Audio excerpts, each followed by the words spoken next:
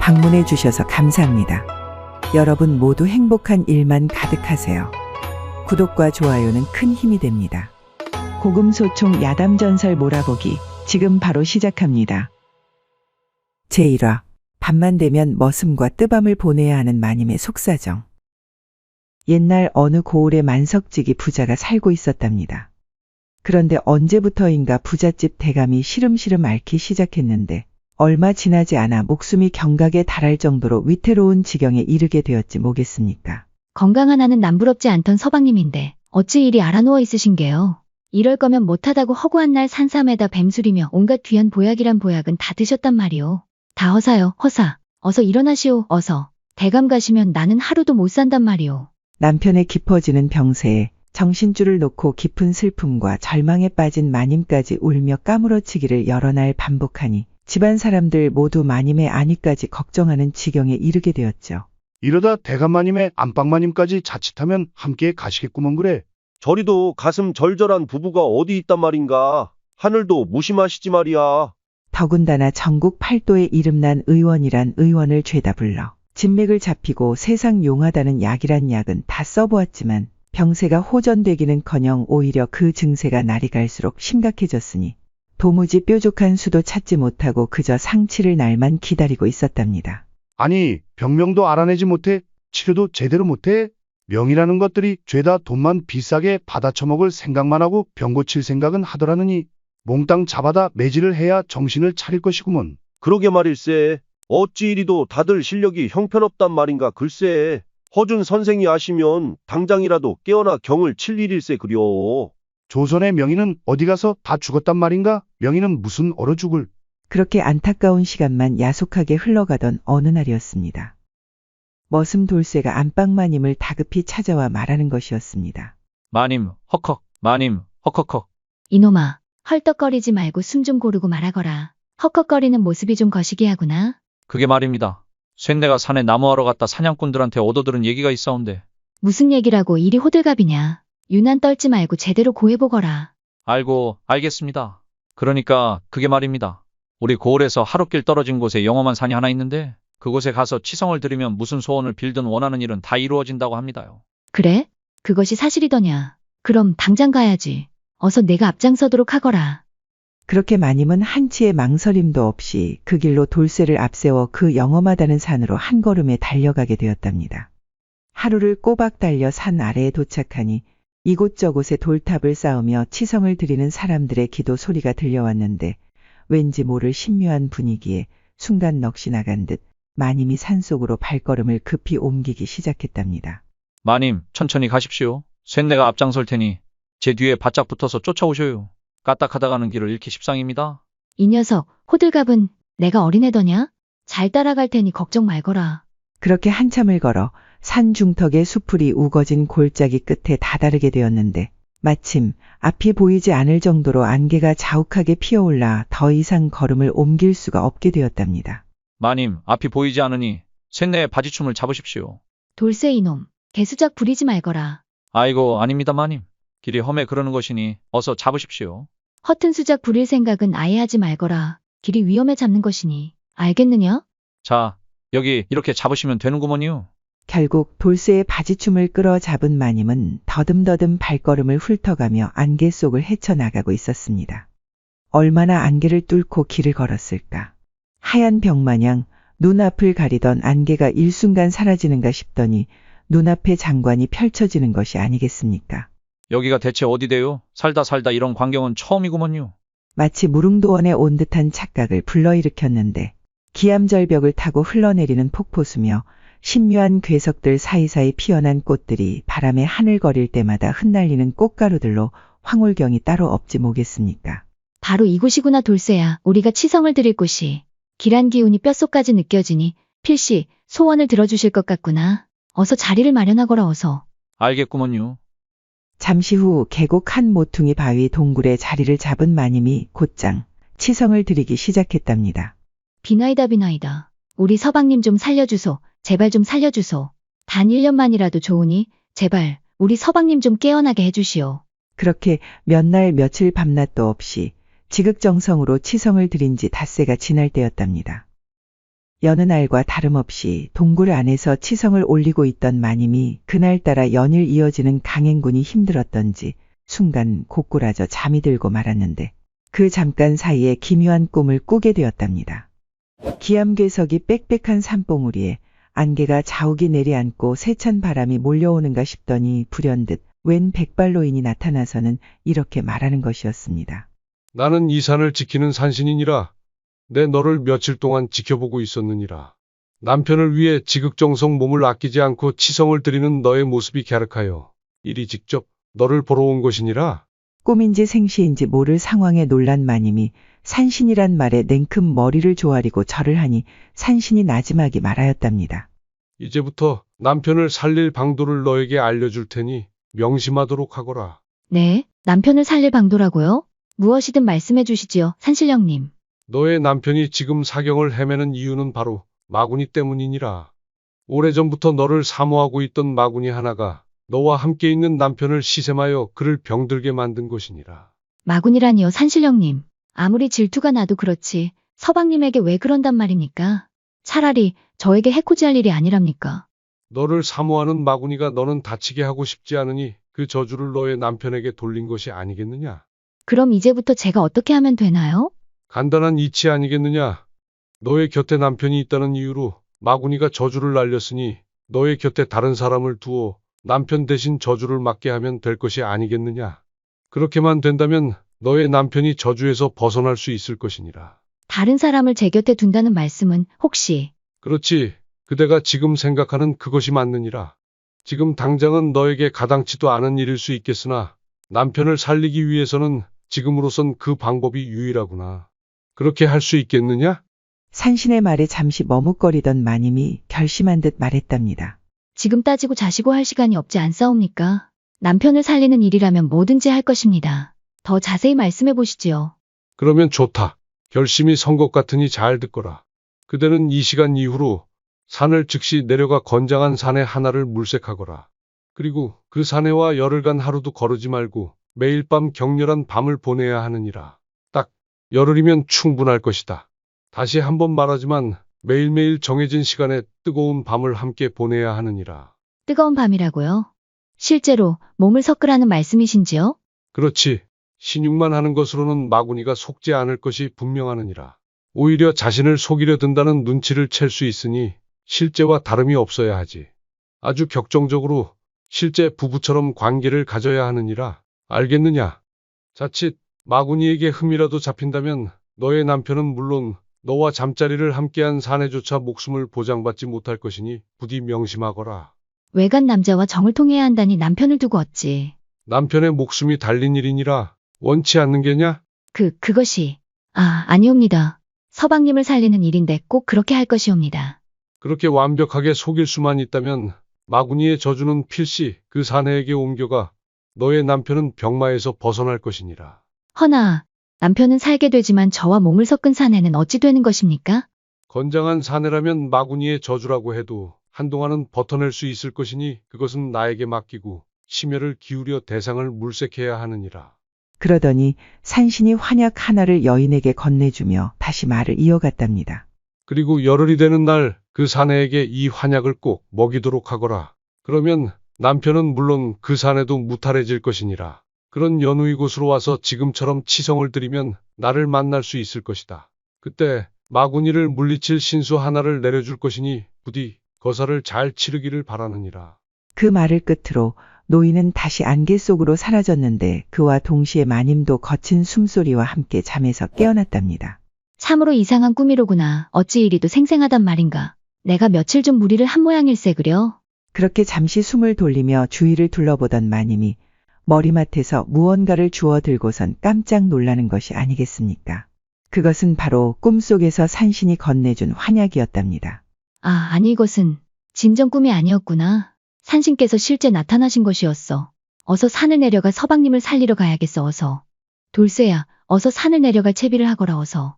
지금 당장 말입니까요? 그래, 지체할 시간이 없으니 어서 서두르거라. 알겠습니다, 마님. 뭔 일인데 이리도 급하시대? 그렇게 하루를 꼬박 걸어 집에 당도하니 다음날 아침이었는데 온 집안이 어수선한 것이 무슨 큰일이라도 난 것 같았답니다. 무슨 일인데 이리도 소란스럽더냐? 마님, 이제 오시면 어찌하옵니까? 하마터면 대감마님께서 운명할 뻔하시지 않으셨겠습니까요? 어서 대감마님께 가보시어요. 뭐라, 서방님이. 밤새 병증이 악화된 남편이 사경을 헤매다 겨우 맥이 돌아왔다는 말에 화들짝 놀란 마님이 남편의 손을 부여잡고 다짐했답니다. 서방님, 딱 열흘간만 다른 사내에게 안길 터이니 용서하십시오. 모든 것이 당신을 위한 일이니 부디 용서하십시오. 이 죄는 저승에 가서 제가 다 받을 터이니 당신은 조금만 버텨만 주시오. 하지만 젊고 건장한 사내를 구하는 것은 둘째치고 온 동네에 소문이 퍼지기라도 한다면 가문의 수치가 될 것이 분명하니 생각만 해도 눈앞이 깜깜해졌으니 이러지도 저러지도 못하고 있을 때였답니다. 때마침 마당에서 장작을 패고 있던 돌쇠 녀석이 마님의 두 눈을 확 뜨이게 만들었지 뭐겠습니까. 그래, 돌쇠놈이 있었지. 젊은 데다 힘도 좋으니 저만한 녀석도 없지. 게다가 입단속도 어렵지 않을 것이니 금상첨화가 따로 없구나. 그렇게 마님은 마당에서 장작을 패고 있던 돌쇠를 은밀히 방 안으로 불러들였답니다. 마님, 어찌 그러십니까? 쇳내가 무슨 잘못이라도 한 것입니까요? 이리와 앉거라. 네, 너에게 부탁할 것이 있어 그러느니라. 부탁이라고쇼? 이제부터 내 말 잘 듣거라. 네, 마님. 대감마님이 위독하신 것은 너도 잘 알고 있을 것이니라. 대감마님의 병을 낫게 해드리기 위한 일이니 내가 꼭 도와줘야 하느니라. 마님의 말에 궁금증이 생긴 돌쇠가 호기심 가득한 얼굴로 마님을 쳐다보며 말했답니다. 제가 무엇을 어찌하면 되는 것입니까요? 네, 오늘 밤부터 너의 방에 들 것이다. 제 방이라고쇼? 아니, 어찌 그러십니까요? 자세한 건 알 것 없느니라. 돌쇠 내 놈은 그저 내가 하자는 대로만 하면 되느니라. 알겠구먼요, 마님. 내가 오늘부터 열흘 동안 매일 밤 너의 방에 들 것이니 네가 가진 모든 기교를 다하여 나를 극치에 달하게 만들어야 한다. 마님, 뭔 소린감요? 쇳내가 어찌 마님을. 안 될 말이구먼요. 천벌을 받습니다요. 대감마님을 살리는 일이라고 하지 않았더냐. 대감마님이 살면 너도 살고 나도 사는 것이다. 더 이상 토달지 말고 내가 시키는 대로 하거라. 그것이 그래도 말입니다. 미천한 제가 어찌 마님을 품는단 말입니까? 나를 오늘부터 마님이 아니라 너의 아내라 생각하거라. 신분 따윈 이제 개나 줘버리고 나와 함께 뜨거운 우누지락을 나누기만 하면 되는 것이다. 어찌할 바를 몰라 한참을 망설이던 돌쇠가 결심한 듯 말했답니다. 알겠습니다요. 마님의 명을 어찌 거역하겠습니까요? 따르겠습니다요. 잠시 후 방을 나와 생각해보니 갑작스럽긴 하지만 왠지 모를 흥분감에 오늘 밤이 기대되기 시작하였답니다. 어차피 한번 사는 인생인데 뭐 별거 있으려고 그냥 인생 한 방인 거지. 천하디 천한 내가 언제 저 아리따운 마님 같은 여자를 품어보겠냔 말이지. 에라이 모르겠다. 그냥 될 대로 되라지. 그리고 그날 밤 예정대로 마님이 머슴의 방으로 조용히 찾아왔답니다. 그래, 마음의 준비는 다 되었느냐? 준비할 게 뭐 있겠습니까요. 그냥 최선을 다할 뿐이구먼요. 제가 아는 모든 기교를 부려 마님을 보내드리겠구먼요. 이놈, 말은 잘하는구나. 기왕지사하기로 한 것이니 우리 함께 극치를 맛보자꾸나. 조금의 부족함 없이 격정적으로 해야 하느니라. 알겠느냐? 걱정 붙들어 매시고 어서 이리 오셔요. 그렇게 그날 밤 마님과 머슴은 신분의 차이도 잊은 채 밤새도록 불타는 장작마냥 시뻘건 열기를 뿜으며 뜨겁게 불타올랐답니다. 다음 날 아침이 되어서야 마님은 겨우 안방으로 돌아올 수 있었는데 녹초가 된 몸을 채 가누지도 못하고 방바닥에 대자로 턱하고 드러눕더니 힘없이 중얼거렸답니다. 돌쇠 이놈, 밤새도록 나를 가만 놔두질 않는구나. 젊은 놈이 혈기가 왕성해도 너무 왕성하니 열흘을 어찌 버틸지 걱정이구나. 하지만 그래도 어쩌겠는가. 대감마님을 살리기 위해서는 이 정도는 감수해야지. 그건 그렇고 피곤한 것 같으면서 개운한 이 기분은 뭔지 모르겠구먼 글쎄. 그렇게 중얼거리는 것도 잠시 새근새근 코를 골며 하루 종일 깊은 잠에 빠져들었답니다. 그리고 밤이 되자 다시 돌쇠의 처소로 들어가 어제와 같은 밤을 보냈답니다. 그러기를 꼬박 열흘째. 마침내 마지막 밤이 되었습니다. 그날 밤 역시 몇 번의 격렬한 우누지락 뒤에 돌쇠와 마님이 가쁜 숨을 몰아쉬며 여운을 만끽하고 있을 때였답니다. 마님이 돌쇠의 입에 도사가 준 환약을 넣어주며 말했답니다. 돌쇠야, 어서 이것을 삼키거라. 이것이 무엇입니까요? 일단 삼키거라. 나를 오래 보고 싶거들랑. 네가 이것을 먹어야 하느니라. 이거 먹으면 거시기 하는 건감요? 그래 이놈아. 돌쇠가 환약을 삼키는 것을 확인한 마님이 말했답니다. 오늘이 우리가 약속한 마지막 날이로구나. 짧으면 짧고 길면 긴 시간 부부처럼 우리 많은 사랑을 나누었구나. 돌쇠야, 내일부터는 많은 것이 달라질 것이야. 그것이 무슨 말씀인지? 이제 곧 알게 될 것이야. 마님, 왜 그런데요? 아무것도 아니다. 이 밤이 얼마 남지 않았구나. 우리 마지막 밤을 이리 보내선 안 되지. 어서 다시 시작하거라. 쉼 없이 밤새도록 즐기자꾸나. 마님, 달립니다요. 홍콩 보내드리겠구먼요. 그렇게 마지막 밤이 지나고 아침이 밝았습니다. 그런데 여종 하나가 헐레벌떡 달려와서는 마님을 다급히 부르는 것이 아니겠습니까? 마님, 안방마님, 큰일 났사옵니다. 왜 이리 호들갑이냐? 난 날이 깨서. 답답하구나. 어서 말해보거라. 그게 대감마님께서 깨어나셨습니다요. 뭐라? 오랜 기간 자리에 누워서 의식불명이던 남편이 정신을 차렸다는 소식에 마님은 버선발로 뛰쳐갔답니다. 서방님, 괜찮으시오. 정말 다 나으신게요? 부인 보면 모르시오. 이제 다 나은 것 같소. 못 본 사이 더 이뻐졌구려 그래. 서방님도 참, 그런 농담이 지금 나오십니까? 이제 걱정하지 마시구려. 이리 와보시오. 한번 안아보게. 아잉. 마님은 눈앞에서 멀쩡히 웃고 있는 남편을 보니 그저 감개무량할 뿐이었답니다. 산신령의 말이 사실이었어. 어쩜 이리도 감쪽 같을까. 반신반의하던 저 자신이 부끄럽사옵니다. 남편의 병이 다 나았다는 기쁨도 잠시, 마님은 서둘러 채비를 차리고는 산신이 일러준 대로 다시 산으로 올라가 치성을 올렸답니다. 치성을 올린 지 얼마 지나지 않자 과연 산신이 약속한 대로 마님의 눈앞에 나타났답니다. 산신령님, 제 서방이 깨어났는데 이제부터는 어찌해야 하는 것이옵니까? 열흘간 내 말을 잘 따라주어 고맙구나. 고생이 많았을 터 내 너에게 신수를 내어줄 것이니 어서 가서 마구니를 퇴치하거라. 그러더니 산신이 휘파람을 불었는데 어디선가 송아지만한 하얀 개 한 마리가 순식간에 달려와서는 마님 앞에 앉아 꼬리를 살랑살랑 흔드는 것이 아니겠습니까? 자세히 보니 눈이 셋 달린 개였는데 예사롭지 않은 개임에는 틀림없어 보였답니다. 이 녀석으로 어쩌라는 것이옵니까? 이 개는 구마견이라고 하는데 눈이 세 개라 마구니를 볼 수 있느니라. 그 녀석이 집으로 들어가는 순간 마구니가 숨은 곳이 들통나 바로 도망칠 것이야. 그러면 다시는 너희 집안에는 얼씬도 하지 않을 것이니라. 감사합니다. 이 은혜 평생 잊지 않겠나이다. 마구니를 집에서 완전히 내쫓기 전까지는 끝나도 끝난 것이 아니니라. 환약이 마구니의 저주를 막아주는 데에는 한계가 있으니 어서 서둘러 집으로 돌아가야 한다. 그렇지. 돌쇠 녀석이 위험한 것을 내 간과하고 있었어. 그렇게 서둘러 집에 도착한 마님은 구마견을 집안에 풀어놓았답니다. 한참을 집안 이곳저곳을 돌아다니던 구마견이 위패를 모셔놓은 집안 사당에 갑자기 멈춰서더니 사당 문을 향해 사납게 지저대기 시작하는 것이었습니다. 이를 지켜보던 마님이 조심스럽게 사당 문을 열자 소름 끼치는 비명소리와 함께 시커먼 연기가 쏜살같이 사당 문을 빠져나와서는 순식간에 담장을 넘어 저 멀리 사라져 가는 것이 아니겠습니까?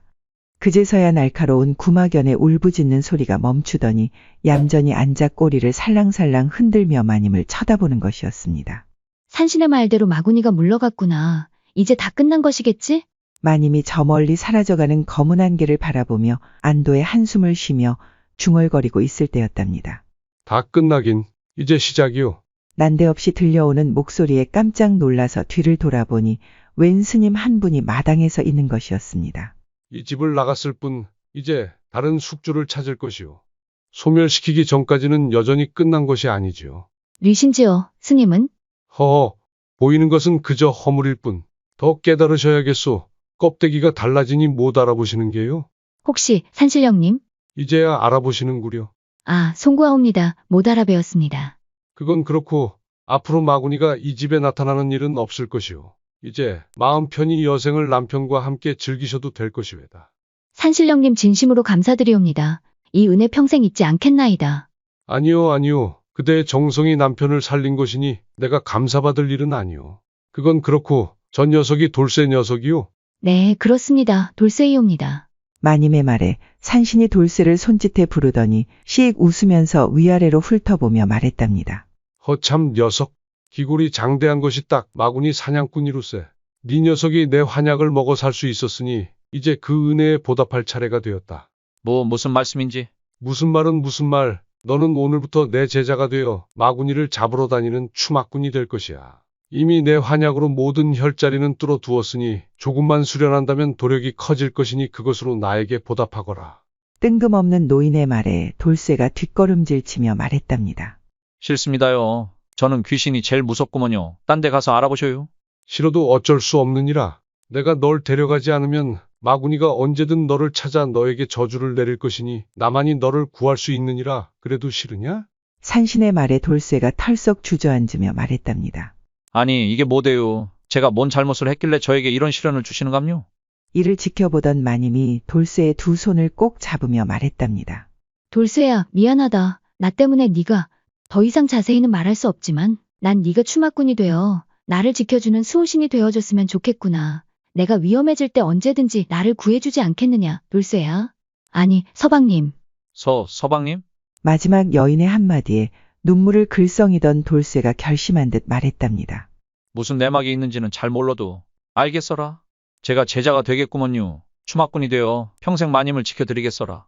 그래, 잘 생각했구나. 어차피 너와 마님이 이 집에 함께 있으면 서로 힘들어질 것이니라. 그러니 나를 쫓아 마군이나 사냥하며 한 세상 호기롭게 살다 가세나. 그렇게 돌쇠는 얼떨결에 산신의 제자가 되어 훗날 세상을 어지럽히는 마구니를 퇴치하는 대법사가 되었다고 전해집니다. 마님의 집안 역시 마구니가 물러간 뒤부터 모든 일이 잘 풀리고 큰 재물은 물론 관운까지 뒤따랐으니 결국에는 조선 팔도에서 손꼽히는 명문가로 그 명성을 떨치게 되었으니 자손대대로 흥성했다 전해집니다. 제2화 동굴 속에서 피어난 마님과 머슴의 사랑 이야기. 옛날 어느 고을의 명문가의 자손인 서결이라는 자가 살고 있었답니다. 재력은 물론 조정에서도 손에 꼽힐 만큼 권세를 등에 업고 있는 인물로 그 어느 누구도 그를 함부로 하는 이가 없었죠. 나는 새도 떨어뜨릴 만큼 그 위세가 하늘을 찔렀으니 행실은 거칠었고 아나무인이 날이 갈수록 커져만 갔답니다. 아니, 내가 말이야. 자기보다 직급이 높은데도 나를 하대하니 참으로 기가 막힐 노릇일세. 어찌 하겠는가 말일세. 대단한 가문의 자손이 아닌가 말이야. 임금조차도 절절 매시는데 우리가 어찌 하겠는가. 참으시게. 허참, 우리도 사대부 집안의 자식인데 대단한 인물 나셨네 그려. 그런 그에게는 아리따운 부인이 하나 있었는데 영의정의 첫째 여식으로 스물이 되던 해 어쩔 수 없이 그 사내와 혼인을 하게 되었답니다.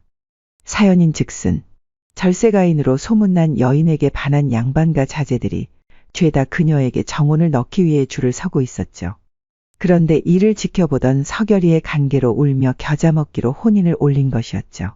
내가 가지고 싶은 것은 임금이 것이라고 해도 내가 가질 것이야. 네가 아무리 영의정의 딸이라고는 하나 사내와 상통한 여인이라는 소문이 난다면 그 누가 너와 혼인을 하려고 들 것인가 말이지. 이제부터 넌 내 것이야. 그의 계획대로 저작거리에 영의정의 첫째 여식이 사내와 정을 통했다는 소문이 삽시간에 퍼졌는데 하루가 멀다 하고 들어오던 혼처가 일순간 뚝 끊기더니 그 어느 곳에서도 정혼을 청하는 집안이 없을 지경에 이르렀답니다. 대감, 이를 어찌합니까? 저작거리에 이상한 소문이 퍼져 있으니 이를 어찌한단 말입니까? 부인은 어찌하겠소? 사실이건 아니건 중요한 것이 아니오. 우리 딸 아이는 이미 사내와 상통한 여자로 소문이 났으니 본래는 둘째치고 가문의 수치가 되지 않을까 오히려 걱정이오. 그럼 우리 딸 아이는 이제 어찌 되는 것이옵니까, 대감? 이 일로 영의정의 집안이 골머리를 앓고 있는 그때였답니다. 하루는 서결이가 영의정을 찾아와서는 정혼을 청하는 것이었답니다. 영의정 나리, 제가 나리의 여식을 처로 삼고 싶으니 허락해 주시지요. 못 들은 것으로 하겠네. 썩 돌아가시게. 평상시 그를 마음에 들어하지 않던 영의정은 단칼에 정혼을 거절하며 그를 쫓아내려 하였답니다. 하지만 그는 더욱 강경하게 영의정을 노려보며 말하였죠. 따님께서 더 큰 수모를 당하길 원하십니까? 영의정 나리. 남자와 상통한 것도 모자라 그 상대가 집안 머슴이라는 소문이 나길 원하시진 않겠지요. 무슨 말을 하는 겐가? 내 딸 아이는 그런 아이가 아니네. 그 입 다물고 썩 내 집에서 나가시게. 제가 그렇게 만들면 그런 것입니다. 아직도 모르시겠습니까? 설마 이 모든 것이 자네 짓이었단 말인가? 이제 이해하셨습니까? 따님은 물론 가문을 지키시려거든 저와 따님의 정혼을 허락하시지요. 결국 가문을 지키기로 한 영의정은 사내의 제안을 받아들이기로 했는데 그 일이 있은 뒤 얼마 지나지 않아 여인과 사내는 혼례를 올리게 되었답니다. 그렇게 그의 부인이 된 여인은 남자와 상통한 여자라는 누명도 벗지 못한 채 사내의 집에 들어가 온갖 모진 구박이란 구박을 감내하며 시집살이를 하게 되었죠. 우리 아들이 보살일세 그려. 이런 뻔뻔한 아이를 부인으로 맞아들이니 말일세. 우리 집안에 어찌 이런 아이를 시집 보낼 생각을 한 건지 영의정도 참 뻔뻔하단 말이야. 더욱이 여인을 그렇게 만든 사내가 더 가관이었는데 모든 내막을 알면서도 모른 척 그녀를 밤마다 괴롭히며 말했죠. 내가 아니었으면 너는 처녀 귀신이 되었을 것이야. 어서 말해보거라. 난 상통녀라고 어서. 서방님, 저는 그런 여자가 아닙니다. 절대 남자와 상통한 적이 없나이다. 제 목숨을 걸겠나이다. 제발 이러지 마시어요. 이 여자가 어디서 말대꾸를 하는 것이야. 그놈의 버르장머리를 단단히 고쳐야겠구만 그래. 이리 오거라 어서. 여자와 북어는 3일에 한 번씩 손봐야 맛있다고 했겠다. 오늘이 그날이구나. 살려주시오 서방님. 잘못했습니다. 그렇게 매일 밤 소위 명문가의 자식이라는 사내는 악마로 돌변해 그녀를 괴롭히며 못살게 굴었답니다. 그럴 때면 여인은 남편의 바짓가랑이를 붙들고 물었죠. 나는 도대체 나리에게 무엇입니까? 저를 어찌 이리도 아프게 하십니까? 아직도 내가 너를 흠모해 너와 혼인한 줄 아느냐? 그럼 무엇이란 말입니까? 그냥 너는 내가 가지고 싶은 물건 중에 하나였느니라. 내가 찜해놓은 것이니 가진 것이고 이제 내 맘대로 하는 것이니라. 어찌 그런 말씀을 하십니까? 서방님은 인간의 탈을 쓴 악마입니다. 이 여자가 아직 덜 혼난 개로구나. 어서 이리 오거라. 악마가 무엇인지 보여줄 테니. 그렇게 여인은 하루하루 남편의 괴롭힘에 눈물이 마를 새가 없었고 몸과 마음이 걸레처럼 너덜너덜해지고 있었답니다. 천지신명님, 언제까지 제가 이렇게 살아야 합니까? 지금 당장이라도 눈을 감고 싶은 심정입니다. 재물도 권세도 다 필요 없으니 딱 하루만이라도 아프지 않고 행복하게 살고 싶사옵니다. 그러던 어느 날이었답니다. 마침 남편이 먼 곳으로 파견 나갈 일이 생겨 최소한 몇 달가량 남편과 떨어지게 되는 일이 있었답니다. 내가 없는 동안에도 허튼 짓 하지 말고 조신하게 기다리고 있으시오. 알겠소? 네, 서방님. 가는 길 무탈하시옵소서. 그녀의 대답엔 그 어떤 떨림조차 없었는데 마치 영혼 없는 인형 같았답니다. 두려움조차 느끼지 못할 정도로 감정은 메말라 있었고 그녀는 그저 뼛속까지 세뇌된 사내의 괴롭힘에 무조건 반응하는 것처럼 보였죠. 그러던 어느 날이었답니다. 집안에서 부리고 있던 돌쇠 녀석이 조심스럽게 다가와 말하는 것이었습니다. 마님, 많이 힘드셨지요. 쇳내가 마님께 드릴 것이 있구먼요. 그러더니 약초 한 뭉치를 건네주며 말하는 것이었습니다.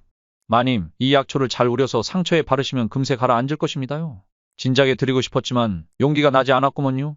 돌쇠의 말에 한동안 멍하니 땅만 바라보던 마님이 초점 없는 눈으로 답했답니다. 그래, 고맙구나 돌쇠야. 몸에 난 상처야 이걸 바르면 낫는다지만 내 마음의 상처는 어이없고. 네, 마님, 무슨 말씀이돼요? 아니다, 그냥 해본 소리니라. 그녀는 돌쇠의 말대로 약을 우려 몸에 난 상처에 발라보았답니다. 그러자 정말 신기하게도 모든 상처가 하루 만에 깔끔하게 치유되어 예전에 그 아름다웠던 피부로 되돌아가 있는 것이 아니겠습니까? 얼마나 신기했던지 당장에 돌쇠를 불러 물어보았답니다. 돌쇠야, 이것 보거라. 멍이며 생채기며 흔적도 없이 사라진 게 보이느냐? 도대체 이런 희귀한 약초는 어디서 구한 것이더냐? 얼마 전에 산에 나무하러 갔다 길을 잃은 적이 있는데 밤길에 돌아오다 그만 승냥이에게 물려 도망치고 있었는데 동굴이 하나 보이길래 몸을 피했습죠. 그 동굴 안에 이 녀석들이 지천으로 널려 있었구먼요. 그러다 정신을 잃고 쓰러졌는데 다음날 일어나 보니 승냥이에게 물렸던 상처가 아무러 있지 뭐겠습니까요. 그래서 집에 가져와 상처가 날 때마다 발랐는데 역시나 금세 나았구먼요. 매번 마님께서 대감 마님께 괴롭힘을 당할 때면 챙겨드린다는 것이 서슬퍼런 대감 마님이 무서워 망설이고 있었구먼요. 송구하구먼요. 그 말을 듣고 있던 여인이 총기가 가득한 눈으로 돌쇠에게 말했답니다. 그래? 그럼 내일 우리 함께 그 동굴로 가보자꾸나. 내 눈으로 직접 봐야겠어. 아이고, 아닙니다요 마님. 필요하시면 제가 가서 약초를 뜯어올 테니 마님은 집에서 편히 계십시오. 길이 험합니다요. 아니다. 약초도 약초지만 마음이 너무 갑갑하여 바람이라도 좀 쐬고 싶어 그런 것이니 돌쇠 니놈이 내일 나를 데리고 가주면 좋겠구나. 그렇게 할 수 있지? 여기 시집 온 이후로 한 번도 집 밖을 나가본 적이 없으니 마치 감옥에서 사는 것 같았느니라. 알겠습니다요 마님. 쇳내가 내일 마님을 모시도록 하겠습니다요. 다음 날이 되자 새벽 떼바람부터 마님이 들뜬 모습으로 돌쇠를 다그치기 시작했답니다. 아직 멀었느냐 돌쇠야? 이러다 늦겠구나. 어서 준비하거라. 아이고 마님, 아직 새벽이구먼요. 잠시만 기다리셔요. 뭐 이리 서두르신데요. 그렇게 마님과 돌쇠는 아침 일찍 약초가 있는 동굴로 향하게 되었답니다. 오랜만에 외출해 마님은 동굴로 향하는 여정이 마냥 즐겁기만 했죠. 하늘이 원래 이리도 푸르고 맑았단 말인가? 지저귀는 산새 소리는 또 어쩜 이리도 청아하게 들리는지. 하물며 길가에 핀 이름 모를 꽃들조차 어쩜 이리도 아름답단 말이냐. 마님, 맨날 보는 하늘이고 맨날 듣는 새소리고 맨날 발에 치이고 밟히는 게 이 잡초꽃 나부랭이들인데 뭐가 그리 좋대요? 이놈아, 누군가에게는 이 모든 것이 그저 감사한 존재일 수도 있느니라. 얼마나 아름다운 세상이더냐. 지금은 마치 내가 깃털이 된 것만 같구나. 이랬거나 저랬거나 마님 웃는 모습 보니까 쇳내도 덩달아 기분이 좋아집니다요. 마음껏 즐기셔요 마님. 평상시 느끼지 못하던 자유와 여유로움에 여인의 마음은 한결 가벼워지기 시작했답니다. 그렇게 얼마나 걸었을까. 지저귀는 산 새소리마저 조용해지고 마님과 돌쇠의 발걸음 소리만 메아리쳐 들려오는가 싶더니 어느 순간 짙은 안개가 온몸을 휘감기 시작하는 것이었답니다. 돌쇠야, 제대로 가고 있는 것이 맞는 것이더냐? 마님, 잠시만 더 걸으시면 괜찮아질 것인께 저만 따라오셔요. 그렇게 얼마를 더 걷다 보니 어느덧 돌쇠가 말했던 그 약초 동굴이 눈앞에 나타났답니다. 마님, 바로 여기구먼요. 사람들의 왕래가 잦지 않은 듯 무성한 칡 넝쿨이 동굴 입구를 감싸고 있었는데 신묘한 분위기를 물씬 풍기고 있었답니다. 안으로 들어서자 여느 동굴과는 다르게 내부가 화사하고 아늑한 것이 마치 사람이 사는 집처럼 느껴지는 것이 아니겠습니까? 온도도 적당하고 통풍이 잘 되어 습하지도 않으니 참으로 쾌적한 동굴이구나. 마치 편안한 고향집 같은 것이 벌써부터 마음이 편안해지는 것 같구나. 맞습니다요 마님. 원래 동굴이라 하면 찬 기운을 머금고 있기 마련인데 이곳은 신기하게도 저기 안쪽 깊은 곳에서부터 따뜻하고 쾌적한 기운이 불어옵니다요. 참으로 신기한 동굴이구나. 참으로 신기해. 그렇게 한참 동안이나 동굴 이곳저곳을 유심히 살피던 마님이 이끼가 폭신하게 깔려있는 한쪽 바닥에 털썩 주저앉더니 말했답니다. 세상 구경하는 게 즐거워 오는 길 내내 쉬는 것도 잊었더니 다리가 너무 아프구나. 여기서 좀 쉬어야겠어. 여기까지 오신다고 힘드셨죠? 잘 보시면 마님이 앉아있는 그 이끼들이 제가 간밤에 드렸던 약초구먼요. 그랬구나. 이 이끼들이 모두 약초들이라니. 동굴 구석구석에 지천으로 널린 것이 어쩜 이리도 많단 말이냐? 치유 효능이 있는 것 같으니 조금만 앉아 계시면 금세 피로가 가실 것이구먼요. 그러고선 주섬주섬 보따리를 풀더니 간식으로 챙겨온 음식을 마님 앞에 꺼내 놓았답니다. 마님, 이거 좀 드셔보셔요. 여기까지 오시느라 시장하실 거구먼요. 자, 드셔요. 이런 것까지 준비했구나 녀석. 기특도 하지. 아니구먼요. 뭐 이 정도 가지고 그러시는감요. 어서 드셔요. 너도 이리 와서 같이 먹자꾸나. 아니구먼요. 저는 괜찮어라. 마님 다 드시고 남는 거 먹으면 되니까 먼저 드셔요. 이 녀석. 같이 먹자니까. 어서 이리 오거라. 아닙니다요 마님. 쇳내가 어찌 마님과 겸상을 합니까요. 저는 괜찮은 게 먼저 드셔요. 좀 이따 먹을게요. 이 녀석이 이리 오래도 내 명을 거역하는 것이냐? 괜찮으니 어서 이리 와서 너도 먹거라. 알겠구먼요. 그렇게 두 사람은 함께 간식을 먹으며 도란도란 이야기도 주고받고 알콩달콩 즐거운 시간을 보내게 되었죠. 얼마나 시간이 흘렀을까. 동굴 내부를 감싸고 있던 포근함 때문인지 나른해진 두 사람은 자연스럽게 폭신한 이끼를 베개 삼아 몸을 이었답니다. 돌쇠야, 얼마만인지 모르겠구나. 이렇게 행복한 시간은 시집 온 이후로 한 번도 느껴보지 못한 이 기분을 어떻게 표현해야 할지 모르겠구나. 마님, 언제든지 말씀만 하셔요. 쇳내가 오늘처럼 마님을 모시고 이곳으로 오겠구먼요. 그렇게 하겠느냐? 물론이구먼요. 마님만 원하신다면? 그런 말이다. 서방님도 몇 달간 집을 비우실 테니 우리 매일 이곳으로 와서 오늘처럼 이렇게 시간을 보내는 건 어떻겠느냐? 매일이라고쇼? 그래, 매일 말이다. 서방님이 돌아오시면 나는 또. 그렇게 말을 잇지 못하고 시무룩해진 마님을 보던 돌쇠가 웃으며 말했답니다. 그래요, 마님. 마님이 싫다고 할 때까지 매일매일 매시고 올 테니 각오하셔요. 자, 약속해요. 그렇게 손도장까지 찍은 마님과 돌쇠는 서로를 바라보며 한박웃음으로 화답을 했답니다. 정말이지 남편과 살면서 내가 짐승보다도 못한 삶을 살고 있다는 처참한 생각만 들었는데 오늘 너와 함께 이곳에 있으니 정말이지 내가 살아있음을 느끼는구나. 다행이구먼요. 언제나 고통스러운 표정을 짓고 계시던 마님이 나쁜 생각을 할까 매일 걱정했는디 이렇게 행복하게 웃고 계시는 모습을 보니 쇳내가 오히려 행복해지는구먼요. 고맙구나, 돌쇠야. 그날 이후 하루하루 함께 보내는 시간이 늘어난 마님과 돌쇠 사이에는 묘한 감정이 싹트기 시작했답니다. 돌쇠와 있으면 내가 살아있음을 느끼는구나. 저 아이가 나의 서방이었으면 얼마나 좋았을까. 그래도 지금은 돌쇠 너와 함께 있는 것만으로 만족해야지. 마님, 제가 천한 신분으로 태어나지만 않았다면 분명 마님을 제 아내로 삼았을 것이구먼요. 이 사모하는 마음을 어찌하오리까. 하지만 즐거움이 있으면 그 끝도 있는 법. 시간은 야속하게 흘러 어느덧 출타했던 남편이 돌아올 날짜가 코앞으로 다가왔답니다. 내일 모레면 서방님이 돌아오시는데 이 무간지옥의 굴레를 어찌 벗어날꼬. 돌아올 남편 생각에 마님은 무거운 돌에 짓눌리는 듯한 고통으로 눈앞이 깜깜해지고 숨조차 제대로 쉴 수가 없게 되었죠. 더 이상 그렇게 살 수는 없어. 다시는 내 영혼이 다치는 삶을 살고 싶지 않아. 이곳을 벗어나야 해. 그리고 다음 날 마님은 여느 때처럼 돌쇠와 함께 약초 동굴로 찾아갔답니다. 하지만 평소와는 달리 마님의 낯빛이 어두워 보이고 초조해 보이는 것이 아니겠습니까? 이에 마음이 쓰인 돌쇠가 중얼거렸답니다. 오늘따라 마님의 얼굴에 수심이 가득하구나. 이제 곧 돌아오실 나으리 때문이겠지. 내가 뭐라도 해드리면 좋은디 뭘 어찌한단 말이오. 그렇게 한동안 고개만 숙인 채 아무 말 없던 마님이 마침내 입을 열었답니다. 돌쇠야, 나는 돌아가지 않을 것이야. 그 지옥으로 절대 가지 않을 것이야. 어디를 말입니까요, 마님? 서방이 사는 집으로 돌아가지 않을 것이란 말이다. 그 악마가 사는 집으로 말이야. 마님, 어찌 이러신데요? 집으로 안 가시면 어쩌겠다는 말씀이세요? 돌쇠야, 우리 함께 도망치지 않겠느냐? 나와 함께 살아보고 싶지 않느냐? 마님, 큰일 날 소리를 하십니다요. 쇳내가 어찌 감히. 내가 모를 줄 알았더냐. 돌쇠 이 녀석이 나를 연모하고 있다는 사실을. 마님, 이놈이 죽을 죄를 지었습니다요. 죽을 죄라니? 나를 연모하는 것이 어찌 죄란 말이냐? 그러면 나 역시 죄인이란 말이더냐? 무슨 말씀이신지. 돌쇠 이 녀석, 눈치가 없는 것이냐 모른 척하는 것이냐. 나도 너를 연모하고 있느니라. 그러니 나도 죄인이 아니면 뭐겠느냐. 마님의 뜻밖의 고백에 멍하니 서 있는 돌쇠는 아랑곳하지 않고 마님은 더욱 거세게 돌쇠를 몰아붙이며 말했답니다. 너와 함께 있을 수만 있다면 나는 무엇도 버릴 수 있느니라. 내 가문도 내 신분도. 나를 속박하는 모든 것들을 벗어던져 버릴 것이니라. 마님, 그래도 어찌.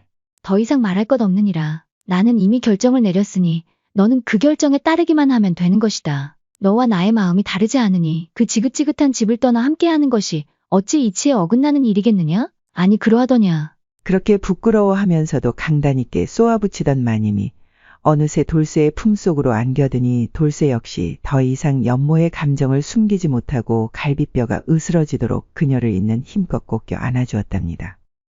그날 새벽 문득 잠에서 깬 머슴이 새근새근 코를 골며 자고 있는 마님을 사랑스럽게 바라보며 여운을 즐기고 있을 때였답니다.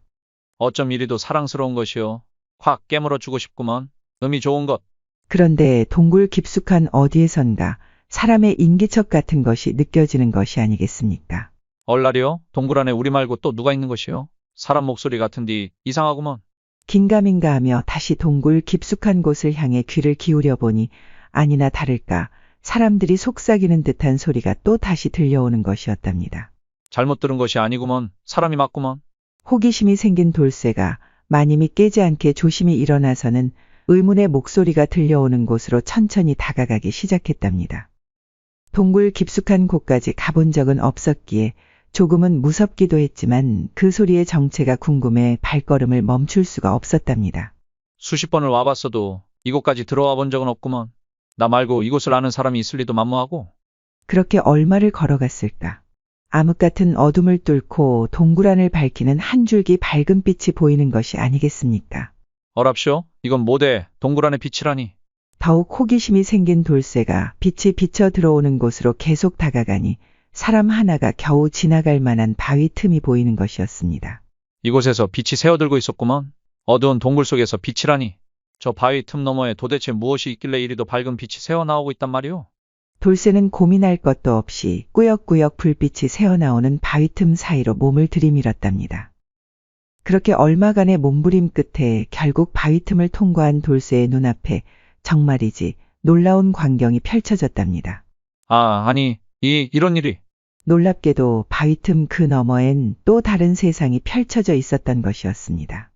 구름 한 점 없는 푸른 하늘에 태양이 눈부시게 빛나고 있었고 온화한 미풍이 온몸을 잔잔하게 휘감아 도는 것이 나른한 기분까지 들게 하는 신묘한 곳이었습니다. 또한 멀리 보이는 산에는 푸른 나무들이 가득했고 발밑에 핀 이름 모를 아름다운 꽃들이 바람에 하늘하늘 흔들거리며 기분 좋은 향기를 사방에 흩뿌리고 있었답니다. 그곳을 한가로이 거닐고 있던 사람들 모두 귀티가 잘잘 흘렀는데 누구 하나 거지 같은 사람이 없었으니 마치 무릉도원의 신선들을 보는 것만 같았답니다. 아니, 대체 이곳은 어디란 말인가? 또 저들은 대체 누구란 말인가? 행색을 보아하니 조선의 사람들은 아닌 것 같은데 그렇다고 우리와 다른 사람도 아닌 것이 도대체 이곳은 어떤 세상이란 말인가? 머릿속이 하얗게 돼버린 돌쇠는 한동안 아무 생각 없이 멍하니 서 있을 뿐이었답니다. 그때 마침 풍채가 좋은 노인 한 명이 그의 곁을 지나갔는데 돌쇠가 그를 멈춰 세우고 물었답니다. 어르신, 뭐 좀 여쭤봐도 되겠습니까요? 무엇이 알고 싶어 그러시는 게요? 그것이 이곳은 대체 어디입니까? 이곳이 어디라니요? 그러고 보니 당신은 뜬금없는 돌쇠의 물음에 잠시 그를 위아래로 훑어보던 노인이 깜짝 놀라 말했답니다. 행색을 보아하니 외륙인이로군. 혹시 동굴을 통해서 들어오신 것이요? 네, 맞구먼요. 사람들의 목소리가 들리는 듯하여 쫓아와 보니 이곳이었구먼요. 허, 세상에 이런 일이. 홍길동 이후로 100년 만에 외륙인을 또 다시 보게 되다니. 반갑소이다, 반가워. 무슨 말인지 모를 노인의 말에 돌쇠가 머쓱해하며 다시 물었답니다. 외륙인? 홍길동? 도무지 무슨 말씀이신지 이해가 가지 않습니다요. 그렇지요. 당연한 말씀이십니다. 세상은 아는 것보다 모르는 것이 더 많지요. 그대가 사는 외륙에서 이 내륙을 아는 이들은 거의 없답니다. 안다고 해도 그저 전설로만 생각하니 실제로 이곳에 와본 외륙인은 거의 없지요. 몇 명을 제외하면 말이요. 홍길동 같은 사람 말이요. 당신이 오기 딱 100년 전 1000여 명의 사람들을 데리고 이곳으로 왔지요. 이곳을 율도국이라 칭하더군요. 그리고 또 뭐라 그러더라. 그렇지, 무릉도원. 외륙인들은 이곳을 무릉도원이라고 부르기도 합디다 그래. 무릉도원? 이곳이 무릉도원이라고쇼? 그것이 무슨 말씀이신지? 어안이 벙벙해진 돌쇠를 본 노인이 껄껄껄 웃더니 말을 이어갔답니다. 우리가 사는 이 세상은 태초에 만들어지길 외륙과 내륙으로 나누어져 있었지요. 그때는 그대들이 부르는 무릉도원이라는 이곳에 주로 신선이나 도인들만 살고 있었는데 가끔씩 외륙으로 외출을 했던 일부 신선이나 도인들이 이곳으로 친한 외륙인을 데리고 오곤 했었지요. 그렇게 이곳을 둘러보고 돌아간 사람들이 이곳을 무릉도원이라 칭하게 된 것입니다. 즉, 내륙의 다른 이름이 무릉도원인 것이지요. 이곳이 진짜 무릉도원이라고? 이게 꿈이여 생시여? 도무지 믿기지 않는 말에 돌쇠가 노인을 위아래로 훑어보며 말했답니다. 그러면 제가 지금 신선과 얘기를 하고 있는 건감요? 허, 신선이라니요. 난 그냥 평범한 사람이 올시다. 신선은 우리도 보기가 힘들지요. 그들은 존재하면서도 존재하지 않는 존재이기에 만나기 참 힘들답니다. 그러면 어르신은 무엇이 돼요? 대체 이곳에는 어찌 계시는 건감요? 저도 외륙인이었지요. 화산 폭발로 나라가 멸망하고 얼마 지나지 않아 한도인의 도움으로 백성들을 이끌고 이 내륙으로 들어왔답니다. 노인의 말에 깜짝 놀란 돌쇠가 말했답니다.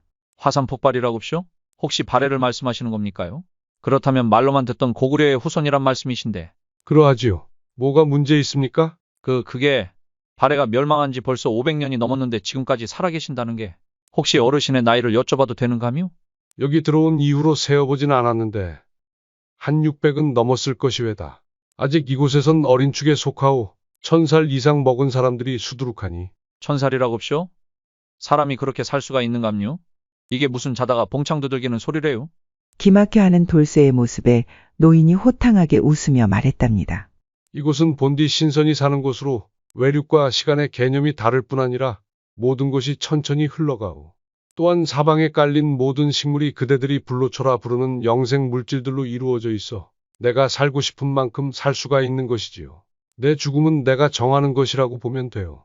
하물며 당신이 지금 밟고 있는 흔하디 흔한 그 이끼조차도 불로초라오. 한 달만 복용해도 수백 년은 거뜬히 살 수 있지요. 노인의 말에 발 아래를 쳐다본 돌쇠가 깜짝 놀라며 말했답니다. 이것도 불로초라고쇼? 왜 그러시오? 무슨 문제라도 있는 것이오? 그러고 보니 동굴 안에서 보았던 이끼와 영락없이 똑같이 생긴 것이 아니겠습니까? 동굴 안에 이런 이끼가 잔뜩 널려 있던데 제가 이것을 자주 복용하였구먼요. 그럴 때마다 상처면 상처, 피로면 피로, 하여간 모든 잡병이 깔끔히 치유되던데 이끼가 불로초였다니. 그곳까지 벌써 이끼가 퍼졌소이까? 맞소이다, 불로초요. 그러더니 잠시 돌쇠를 이리저리 살펴보는가 싶더니 다시 물었답니다. 혹시 얼마나 복용하신 게요, 있기는? 동굴을 들락날락 거린 게 한 달 정도 되었으니 아마도 한 달 남짓 복용한 듯하구먼요. 한 달이라면 혹시 그대 말고 같이 복용한 사람이 있으신 게요? 노인의 말에 돌쇠가 자초지종을 설명하며 말했답니다. 어쩔 수 없이 아시마님께 제가 챙겨드렸습니다요. 그러셨군요. 그런데 어찌 그러십니까? 노인이 잠시 뜸을 들이는가 싶더니 조심스럽게 말했답니다. 잘 들으시오. 이곳의 모든 식물들은 불로초이기는 하나 외륙에서는 이곳과 다른 환경 때문에 오히려 독으로 작용할게요. 잠시 동안은 치유 능력이 생긴 것 같이 보일 수 있으나 얼마 지나지 않아 분명 독으로 변해 급사를 맞이할 것이외다. 한 달 이상을 복용하셨다고 하니 이거 더 큰일이오. 노인의 말에 깜짝 놀란 돌쇠가 말했다. 어르신, 안 됩니다요. 미천한 저는 상관없지만 우리 아시마님은 절대로 이렇게 죽어선 안 되는구먼요. 이제 겨우 불행에서 벗어나려는 사람인데 안 되는구먼요. 어르신, 방법이 없겠습니까요? 돌쇠의 간곡한 부탁에 노인이 말했답니다. 한 가지 방법이 있긴 한데 무엇입니까요? 시키는 대로 할 것이구먼요. 어서 방도를 알려주셔요, 제발. 그렇다면 그대와 아시마님 둘 다 외륙을 버리고 내륙에 사시면 될 것이 아니겠소. 참 쉽죠? 외륙에서는 불로초가 독초로 바뀌니 이곳에 살면 뭔들 문제가 되겠소. 아니 그렇소? 노인의 말에 돌쇠는 자기도 모르게 고개를 끄덕이고 있었답니다. 이어서 노인이 다시 말했답니다. 사연을 들어보니 그대와 아시마님이 이곳에 온 것은 운명인 듯 싶소이다. 무슨 말씀이신지? 이곳은 누구나 평등하고 신분 따위는 존재하지 않소이다.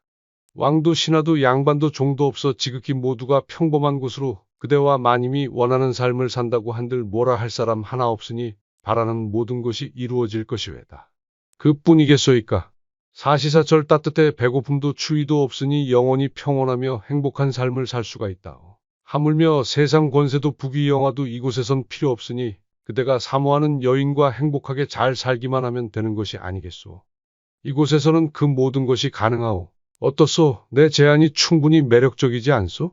게다가 지금 그대와 아시마님 모두 어차피 외륙에서는 더 이상 살 수 없는 몸이 되었으니 잘 생각해 보시오. 이보다 더 좋은 방법은 없소이다. 그렇긴 하지만서도, 어찌. 망설이는 돌쇠에게 노인이 마지막으로 말하였답니다. 그냥 단순하게 생각하시구려. 지금 평생을 함께하고 싶은 여인이 있지 않소? 그렇지요. 우리 아시마님만 행복하면 되는 것이지요. 바로 그겁니다. 그것만 생각하십시오. 그 여인과 이곳에서 평생 행복하게 살겠다는 생각만. 잘 생각해 보시오. 나는 갈 길이 바빠 이만. 그 말을 끝으로 노인은 돌쇠의 등을 두어 번 툭툭 토닥거리고선 가던 길을 다시 재촉했답니다. 그 모습을 망부석 마냥 한동안 우두커니 지켜보던 돌쇠가 뭔가 결심을 한 듯 이내 발걸음을 재촉하더니 다시 동굴로 건너가 마님을 흔들어 깨웠답니다. 마님, 이렇게 주무실 때가 아닙니다. 어서 일어나 보시오요. 무슨 일이더냐? 벌써 아침이 되었느냐? 어서 저를 따라 이리로 오십시오. 쇳내와 가야 할 곳이 있습니다요. 이 녀석이 왜 이리 호들갑이더냐? 여인은 어리둥절한 마음이 들었지만 곧 옷을 챙겨 입고 돌쇠가 이끄는 대로 따라 나섰답니다. 그리고 잠시 뒤 돌쇠를 따라 바위 틈 너머의 세상으로 들어가게 되었죠. 여기가 어디란 말이더냐? 이렇게 아름다운 곳이 있다니 도대체 어디란 말이냐? 돌쇠는 지금까지의 자초지종을 설명하고선 이내 마님 앞에 무릎을 꿇고 말했답니다. 갑자기 왜 이러느냐 돌쇠야? 마님, 돌쇠의 놈. 마님과 함께 평생 이곳에서 행복하게 살고 싶구먼요. 허락해 주실 때까지 이러고 있을랑께 잘 생각해 보셔요. 돌쇠의 고백에 감동한 마님이 한방 미소를 짓더니 돌쇠를 일으켜 세우고는 말했답니다. 돌쇠야, 너와 함께라면 여기가 어디인지는 중요하지 않단다. 그곳이 설령 지옥이라고 해도 오늘부터 우리 평생, 아니 영원히 함께 하자꾸나. 마님, 사모합니다요. 돌쇠야, 나도 너를 사모하느니라. 그렇게 두 사람은 동굴 너머의 무릉도원에서 평생 동안 기쁘게 그리고 행복하게 잘 살았다고 합니다. 제3화 젊은 여인을 품은 총각 스님의 일장춘몽. 어느 깊은 산속 작은 암자에 한 젊은 스님이 수행을 하고 있었답니다. 얼마 전까지 같이 지내던 노승이 입적한 이후 수년간 홀로 지내며 밤낮으로 부처님께 기도를 올리며 깨달음을 구하고 있었죠. 하지만 수행을 이어가면 이어갈수록 이런 외딴 암자에서 하루 종일 불경만 암송하며 지루하게 살아가는 자신의 존재에 대한 물음이 하루에도 수백 번씩 떠올라 번뇌에 빠지기 일쑤였답니다. 나는 누구인가 도무지 해답을 찾을 수가 없구나. 끝없이 내려 수복이 쌓이는 저 눈처럼 번뇌가 한도 끝도 없으니 부처님 이를 어찌하오리까. 매번 그럴 때면 스님은 자신의 수행이 부족함을 탓하며 번뇌로 무너진 마음을 다잡으려 더욱 수행의 열을 올렸습니다. 그러던 어느 날 늦은 밤이었답니다. 불경을 암송하고 있던 스님이 문득 들려오는 인기척의 연부를 멈추자 법당 밖에서 한 여인이 떨리는 목소리로 말하는 것이었습니다. 계십니까? 누구 안 계십니까? 이건 정녕 여인의 목소리가 아닌가. 이 깊은 산 중에 그것도 이토록 야심한 밤에 홀로 여인이 이곳에 어인을 읽고. 궁금해진 스님이 법당 문을 열고 바깥을 내다보니 한 여인이 하얀 눈밭 위에서 오들오들 몸을 떨며 서 있는 것이 아니겠습니까? 보살님, 밤이 늦었거늘 어이 이 암자를 찾은 것이오.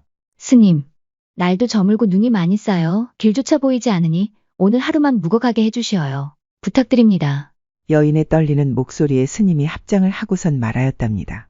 보살님, 미안하오만 저 혼자만 있는 암자라 묵어가는 것은 곤란합니다. 게다가 방도 하나라 어려울 듯 싶으니 다른 곳을 찾아보시지요.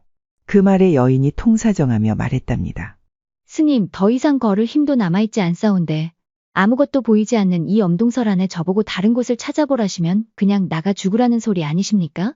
잠시라도 좋으니 몸만 좀 녹이고 가게 해주시어요.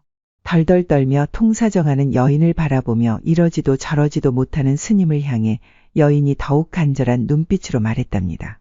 저는 어느 사대부 집안의 딸로 한순간 역적으로 몰려 멸문지화를 당하는 와중에 홀로 집안을 빠져나와 이리저리 헤매다 이곳 암자까지 흘러오게 된 것입니다.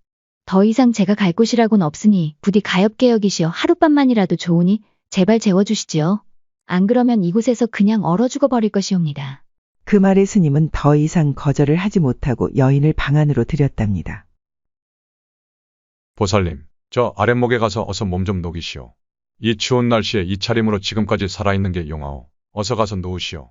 지칠 대로 지친 여인은 더 이상 말할 힘도 없었는지 스님이 시키는 대로 아랫목으로 가서 이불을 폭 뒤집어 쓰고는 한동안 웅크리고 누워 있었는데 얼마 지나지 않아 새근새근 코까지 골며 자기 집처럼 편안히 자는 것이 아니겠습니까? 많이 피곤했던 모양이네 그려. 저리도 곤히 자니 말일세. 거참.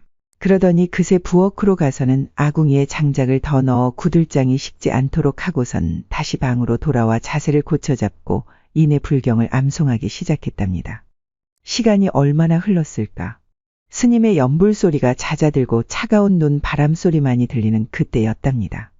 아랫목에서 자고 있던 여인이 구들장 바닥이 뜨거웠던지 이불을 냅다 걷어차고선 벌러덩 누워 있었는데 여인의 옷매무새가 여기저기 말려 올라가 하얀 속살이 그대로 드러나 있는 것이지 뭐겠습니까? 얼떨결에 이를 본 스님의 얼굴이 갑자기 벌겋게 달아오르더니 아무 말도 못하고 뒤돌아 벽만 연신 뚫어져라 쳐다보며 거친 숨을 몰아쉬기 시작했답니다. 헉. 아니, 부처님 관세음보살님. 진정하자. 그렇게 겨우 마음을 진정시킨 스님이 다시 이불을 덮어주려 여인에게 다가간 순간 겨우 진정된 마음이 터질 것처럼 다시 뛰는 것이 아니겠습니까? 지금껏 맡아보지 못한 여인의 향기로운 채취며 새하얀 피부결과 도톰한 입술은 제 아무리 오랜 수행을 한 고승이 온다고 해도 당장 품어보지 않고는 못 베길 정도로 매혹적이었기 때문이죠. 스님은 그런 여인의 모습을 머릿속에서 몰아내기 위해 두 눈을 질끈 감고 다시 불경을 암송해 보았답니다. 나무아미타불, 아누나미타불. 부처님 이 중생을 구원하소서. 아미나무아불. 하지만 암송할수록 꼬여만 가는 불경 구절이 스님의 마음을 대변하니 이 어찌하리요. 그렇게 스님은 머릿속으로 아니 된다 수없이 되뇌었지만 가슴속에 봉인해 두었던 마구니가 깨어나는 것을 막기에는 역부족이었답니다. 결국 봉인 해제된 마구니의 지배력에 스님은 그만 여인을 품에 안고 말았답니다. 으악 부처님. 이제 저도 도저히 못 참겠나이다. 무엇이 옳은지 이제 모르겠사옵니다. 이 여인을 품고 타락한다고 해도 한번 품어보고 나락으로 가겠나이다. 마침 비몽사몽 눈을 뜬 여인 역시 그런 스님을 거부하지 않았으니 두 사람은 어느새 불타오르는 장작처럼 활활 타오르기 시작하였죠. 그렇게 두 사람은 실타래처럼 서로 얽히고 설키기 시작하더니 결국 서로 한 몸이 되어 녹아내렸답니다. 그렇게 뜨거운 둘만의 시간은 밤새도록 멈추질 않았으니 동이 트고 늦은 아침이 되어서야 겨우 두 사람은 녹초가 된 몸을 바닥에 눕히고 달콤한 잠에 빠져들 수 있었답니다. 얼마 뒤 스님이 눈을 떴을 때는 이미 해가 중천에 떠 있을 때였는데 암자 밖에서는 산새 지저귀는 소리로 떠들썩한 것이 어제와 다르지 않은 풍경이었답니다. 하지만 상쾌한 아침의 기운과는 달리 간밤의 일로 허탈해진 스님은 맥 빠진 목소리로 나지막이 중얼거리며 스스로를 자책하기 시작하는 것이었습니다. 모든 것이 이제 다 숲으로 돌아갔구나. 하룻밤이면 끝날 일을 십수년을 번뇌와 싸워가며 그리도 악착같이 붙들어 잡고 있었단 말인가. 모든 것이 헛된 짓이었도다. 그 말을 듣고 있던 여인이 스님을 따뜻하게 안아주며 말하였답니다. 이런들 어떠하고 저런들 어떠하겠습니까? 부처님을 따르는 것도 즐거운 일이지만 속세에도 얼마든지 행복하고 즐거운 일들이 많으니 기왕지사 저와 일이 되었으니 이것 또한 부처님의 뜻이라 생각하고 소녀와 함께 행복한 삶을 살아가지 않으시렵니까? 그 후 얼마 뒤 환속한 스님과 여인 두 사람은 정식으로 부부의 연을 맺고 속세에서의 삶을 시작하게 되었죠. 다행스럽게도 집안을 빠져나올 때 챙겨온 여인의 폐물을 팔아 넉넉하지는 않지만 그럭저럭 끼니 걱정은 하지 않고 살 수 있었답니다.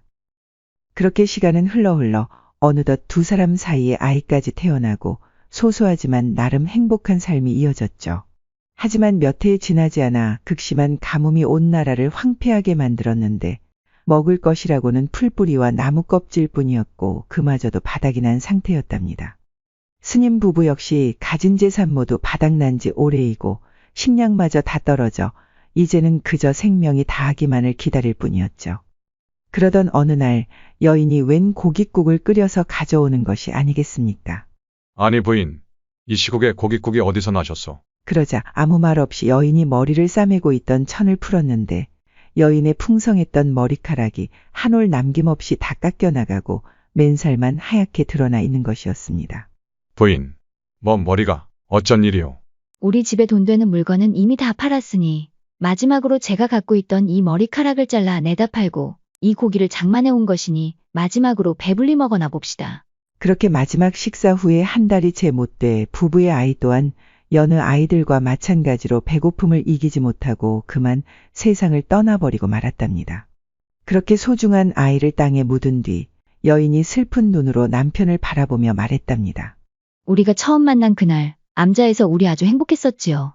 우리 둘 다 젊고 아름다웠으며 생기가 넘쳤었는데 하지만 지금은 나도 당신도 가죽과 뼈만 남아 산송장이나 다름없는 몰골이 되어 마지막 갈 날만 기다리고 있으니 인생이 무상합니다 그려.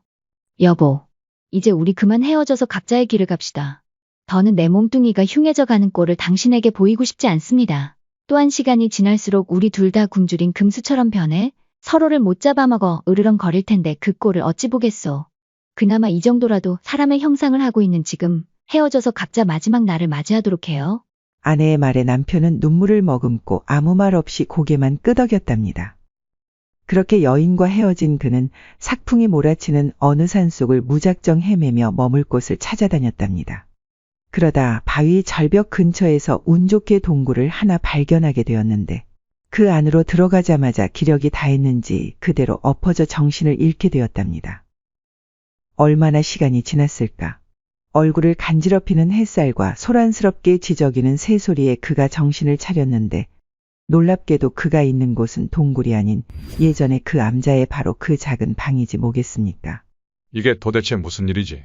방문을 열고 뛰쳐나와 이리저리 둘러보아도 예전에 그 암자가 틀림없고 물 위에 비친 자신의 모습을 보아도 모든 것이 그 여인을 만나기 전과 똑같지 않겠습니까? 순간 뭔가에 한 방 맞은 듯 땅바닥에 털썩 주저앉은 스님이 멋쩍은 듯 머리를 극적거리며 한탄하는 것이 아니겠습니까? 모든 것이 다 꿈이었단 말인가? 여인도, 아이도, 그날 밤도 이 모든 것이 다 허상이었단 말인가? 모든 것이 허상이로다. 허상이로세 나무 아미타불 관세음보살. 그랬답니다. 이 모든 것이 분명 꿈이었습니다. 하룻밤의 짧은 꿈. 그렇게 젊은 스님은 하룻밤 짧은 꿈을 통해 자신을 괴롭혀온 지긋지긋한 정념의 실체가 실은 허상일 뿐이며 육신의 쾌락은 그저 허망한 망상이라는 것을 깨닫게 되었던 것이죠. 그날 이후 젊은 스님은 더욱 수행에 정진하여 훗날 명나라는 물론 일본에서도 숭상하는 명승이 되었다고 전해집니다. 제4화 밤만 되면 자지러지는 총각머슴의 안타까운 사연. 옛날 어느 고을에 부유하기로 소문난 한 양반이 살고 있었답니다. 그는 후처까지 들여 2명의 부인과 함께 살고 있었죠. 하지만 둘째 부인이 집안에 들어오고 얼마 지나지 않아 제대로 된 재미도 못 본 채 그만 주인 양반이 세상을 떠나고 말았지 뭐겠습니까. 그렇게 졸지에 과부 신세가 되어 독수공방하게 된 두 여인이었지만 어쩐 일인지 걱정과는 달리 두 마님의 낯빛에는 외로운 기색이라곤 전혀 눈 씻고 찾아볼 수가 없었습니다. 오히려 날이 갈수록 얼굴이 환하게 피는 것이 주인 양반이 살아있을 때보다도 웃음이 더 많아지고 심지어 화색까지 돌았으니 마치 사랑에 푹 빠진 새색시 같았지 뭐겠습니까. 이보시게, 두 분 마님이 어찌 저리도 기분이 좋으시단 말인가? 꼭 그 짓에 재미 붙인 여편네처럼 실실 웃고 다니지 않는가? 주인마님 돌아가신 지 얼마나 됐다고? 슬퍼해도 모자를 판 아닌가 말이야. 낸들 그 이유를 알겠는가? 죽은 사람만 아쉬운 거지 어쩌겠나. 모른 척하시게나 괜히 긁어 부스럼 만들지 말고. 주위의 시선도 아랑곳하지 않고 두 여인이 그리도 행복해하는 이유는 따로 있었는데요. 다름 아닌 돌쇠 녀석 때문이었답니다. 돌쇠는 어려서부터 양반집에서 허드렛 일을 도맡아 해오던 총각머슴으로 떡 벌어진 어깨에 온갖 굳은 일로 단련된 구릿빛 근육하며 특히 실한 거시기로 고을 아낙네들 모두가 한 번이라도 안겨보고 싶어 호시탐탐 기회를 엿보며 군침을 흘리는 녀석이었답니다. 그런 돌쇠를 가만 놔둘 리 없는 두 마님 역시 양반이 죽고 나자 매일 밤 각자의 방으로 그 녀석을 불러 쾌락을 맛보았는데 하루도 쉬는 날이 없을 정도로 그 재미에 푹 빠져 있었죠. 영감한테서 맛보지 못한 것을 내가 느끼게 해주니 지금 죽어도 여한이 없겠구나. 부자면 못하겠느냐. 이런 맛이 없거늘. 내가 돌쇠 내놈 덕에 사느니라. 어서 더 꼭 안아보거라. 갈비뼈가 으스러지도록. 큰 마님 덕에 쇳내 자지러지겠구먼요. 역시 젊어서 그런지 이놈이 지치지도 않는구나. 내일은 술과 고기로 몸보신 시켜줄 테니 절대 멈추지 말거라. 어서 달리거라. 술과 고기보다는 작은 마님이 제 몸에 보약이구먼요. 호호호호, 이 녀석 말도 참 능글맞게 잘하는구나. 이렇게 매일 밤 2명의 마님을 상대하면서 돌쇠 역시 나름 만족스러운 일상을 보내고 있었습니다. 하지만 과유불급이라고 했나요? 이런 격한 날들이 몇 달째 계속되자 돌쇠의 기력은 점점 달리고 그 다부지던 몸도 앙상하게 말라 뼈가 도드라져 보일 정도였답니다. 심지어 거시기의 힘도 잘 들어가지 않았으니 돌쇠는 점점 걱정이 되기 시작하였답니다. 어미 힘든 것, 좋은 것도 하루 이틀이지 이러다가 제명에 죽돌 못하겠구먼. 병강세가 온다고 해도 매일 밤 요렇게럼 두 여인을 상대하다가는 결국에 사달이 날 것이야. 그러던 어느 날이었습니다. 여느 날과 다름없이 밤새도록 두 마님을 상대한 돌쇠가 동이 트자마자 쉴 틈도 없이 지친 몸을 이끌고 땔감을 구하러 산으로 가게 되었답니다.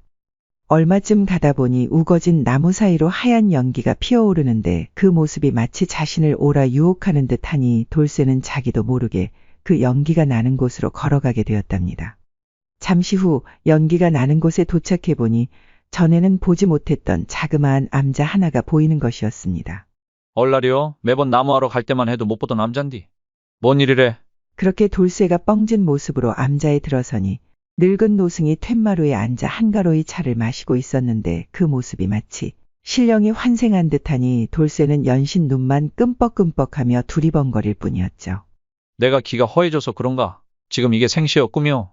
그런 돌쇠의 모습을 본 스님이 손짓하며 말했답니다. 처사님, 이리와 차나 한잔하면서 잠시 쉬어가시오. 어서 이리와 앉으시오. 스님의 나긋하고 메아리치는 목소리에 홀린 듯 돌쇠는 스르륵 이미 자기도 모르게 암자 툇마루에 한 자리 차지하고 앉았답니다. 그렇게 스님이 내어주는 차를 한 잔 마시니 온몸이 나른해지고 아늑한 느낌마저 드는 것이 간밤의 피로는 온데간데 없고 몸이 가벼워지는 것 같았답니다. 차 맛이 어떠하신지요, 처사님? 아이고, 미천한 제가 차 맛을 어찌 알겠어요. 향이 좋아서 그냥 취하는 것 같구먼요. 벌써 차 맛을 익히셨네요. 그러면 된 겁니다. 그러더니 잠시 돌쇠의 모습을 위아래로 훑어보던 스님이 말했답니다. 그런데 말입니다, 처사님. 말끝을 흐리는 스님의 눈치를 보던 돌쇠가 조심스럽게 물었습니다. 왜 그런데요, 스님? 실은 처사님이 여기 들어올 때부터 유심히 살펴보고 있었는데. 왜 그런데요? 제 얼굴에 뭐가 묻었남요? 그런 게 아니라 처사님 안색이 매우 좋지 않습니다, 그려.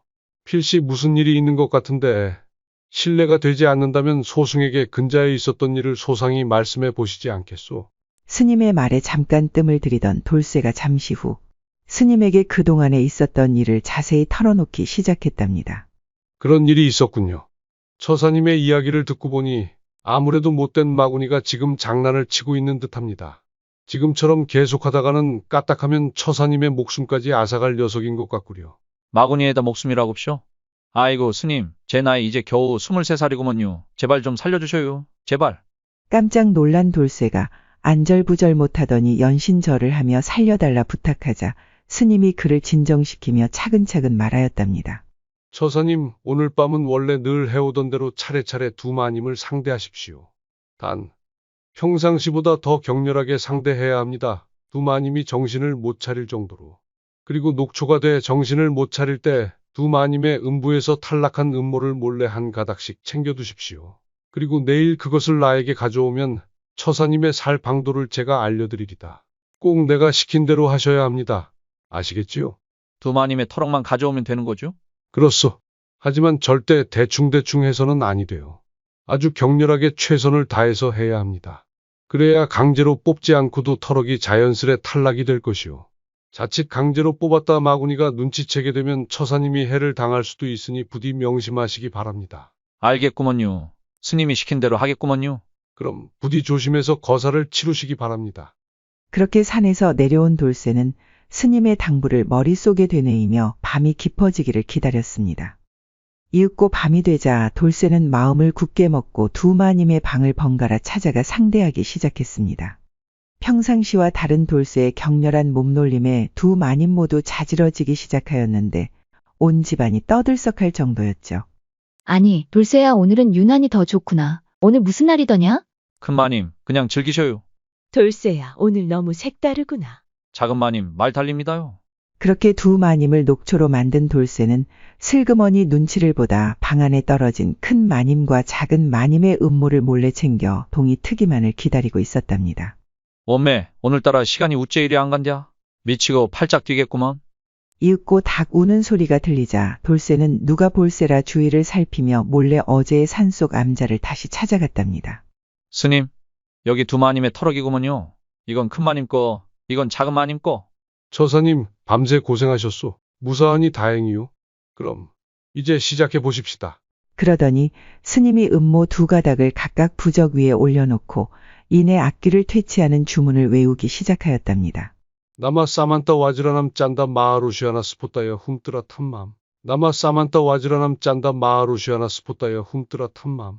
무슨 말인지 모를 주문을 수없이 반복하자 얼마 지나지 않아 한쪽의 음모가 꿈틀꿈틀하더니 기괴하게 생긴 벌레로 변하는 것이 아니겠습니까? 스님, 징그러운 벌레로 변했구먼요. 그러면 그렇지. 이게 작은 마님의 음모가 맞지요, 처사님? 깜짝 놀란 돌쇠에게 스님이 물었답니다. 맞구먼요. 작은 마님 거시기 털이구먼요. 소승의 생각이 틀리지 않았습니다, 그려? 처사님 이제부터 잘 들으셔야 합니다.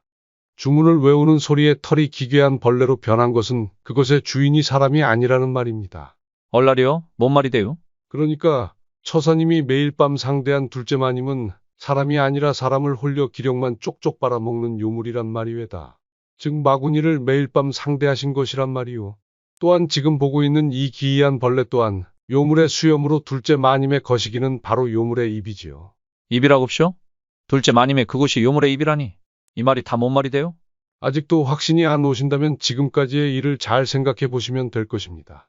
돌이켜보면 주인 대감이 돌아가신 것도 그 둘째 마님을 집안으로 들인 후부터가 아니었소. 돌쇠가 가만히 생각해 보니 그 말이 딱 들어맞는 것이 아니겠습니까?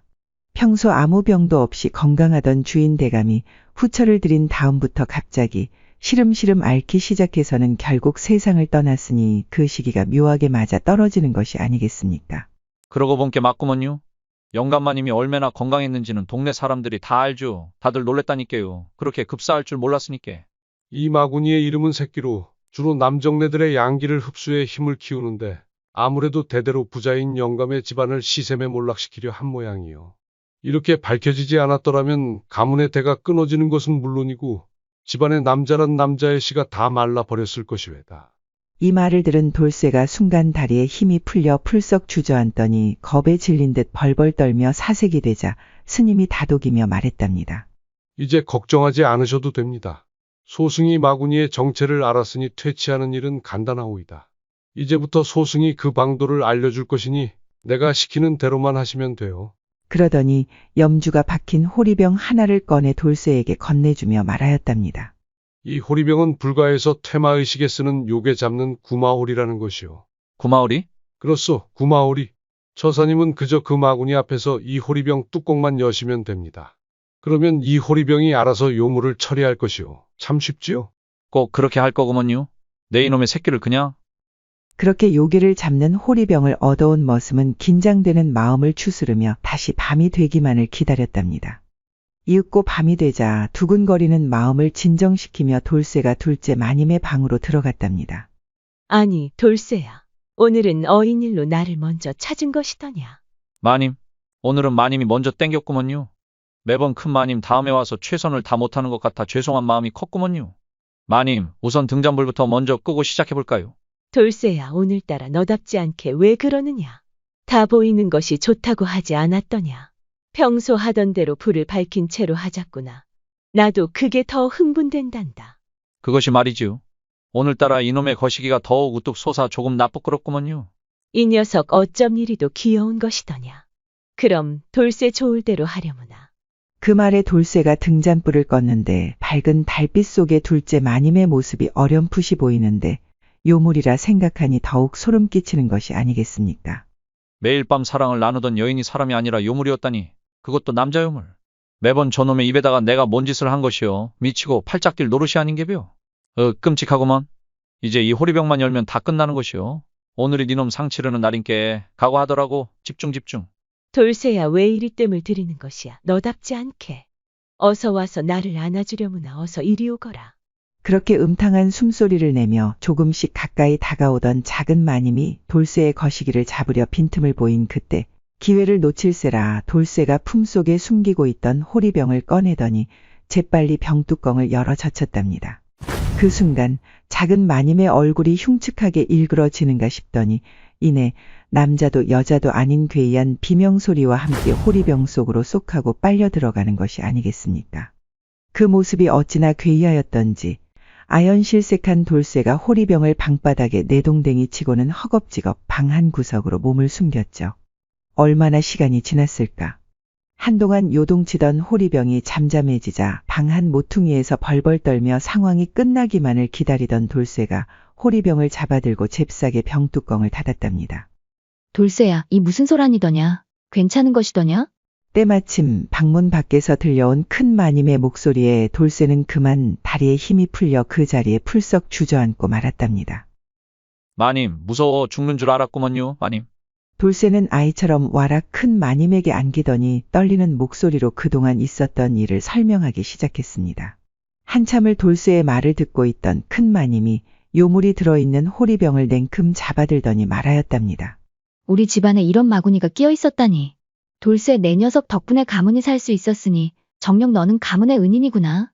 그렇게 돌쇠와 큰 마님은 언제 난리가 있었냐는 듯 조금 전에 난리는 아랑곳하지 않고 또다시 뜨겁게 사랑을 나누며 밤을 지새웠죠. 다음 날 날이 밝자 돌쇠와 큰 마님은 함께 암자를 찾아가 스님께 감사의 인사를 올렸습니다. 스님 감사합니다. 저희 가문을 구해주셨습니다. 이 어찌 보답해야 할지요. 아니요, 소승이 한 일이 뭐가 있겠소. 다 처사님이 하신 일입니다. 앞으로 처사님을 지금보다 더 아끼고 소중히 여기시길 바랍니다. 스님, 여기 요물이 들어있는 호리병입니다. 어허, 처사님 아주 잘하시었소이다. 이 요물은 부처님의 법대로 처리하겠소. 그리고 두 분께 드릴 것이 있소. 그러더니 스님은 마님과 돌쇠에게 옥으로 만든 염주를 하나씩 건네며 말하였답니다. 내 일전에 처사님의 말을 듣고 혹시나 해서 두 분의 사주를 한번 풀어보았소. 아니나 다를까 두 분은 전생부터 부부의 연으로 맺어져 현생에도 원래는 부부로 다시 만나야 할 운명이었거늘 신분의 벽 때문에 지금까지는 그리 되지 못하였소. 하지만 제가 드린 이 염주를 항시 지니고 다니시면 여느 부부 못지않게 행복한 삶을 사실 수 있을 거외다. 그날 이후 스님의 말대로 머슴과 마님은 신분의 벽을 뛰어넘어 서로를 아끼며 남편과 아내의 도리를 다하였답니다. 그리고 전생에서 못다한 사랑을 밤낮으로 뜨겁게 나누며 행복한 나날을 보내게 되었죠. 그러던 어느 날 돌쇠와 마님이 다시 스님을 찾아갔는데 그 암자가 있던 곳에는 온화한 미소를 짓고 있는 호리병을 든 불상만 덩그러니 서 있을 뿐 그 어떤 것도 보이지 않았다고 합니다. 과연 그날의 노승은 도대체 누구였을까요? 제5화 이것은 어디에 쓰는 물건인고. 어느 시골에 일찍이 남편과 사별하고 홀로 된 청산과부가 살고 있었답니다. 그런데 그 과부에겐 별난 소원이 하나 있었으니 바로 도깨비와 한번 친해보고 싶은 것이었죠. 도깨비와 친구가 된다면 무슨 소원이든 들어달라 청할 수 있으니 튼실한 서방 하나 뚝딱 만들어 달라고 할 셈이었답니다. 하지만 툭하면 심사가 틀어져 논밭은 물론이고 집안의 세간살이까지 쑥대밭으로 만드는 고약한 도깨비를 그 누구도 좋아하지 않았을 뿐더러 쉽사리 친해지는 일조차 어려운 일이었으니 우연한 기회를 바라는 수밖에 없었답니다. 그런 까닭에 매번 밤이면 밤마다 정한수를 떠놓고 기도를 올리며 도깨비와 친해지기 위해 정성을 다하였죠. 비나이다, 비나이다. 천지신명님께 비나이다. 도깨비와 친구가 되고 싶으니 어서 말 좀 전해주시오. 그러던 어느 날 밤이었답니다. 과부가 홀로 방에 앉아 바느질을 하고 있는데 갑자기 휑하고 바람이 부는가 싶더니 방 안에 촛불이 꺼지는 것이 아니겠습니까? 그러더니 잠시 후 과부의 눈앞에 도깨비가 떡하니 서서는 과부를 노려보고 있지 뭐겠습니까?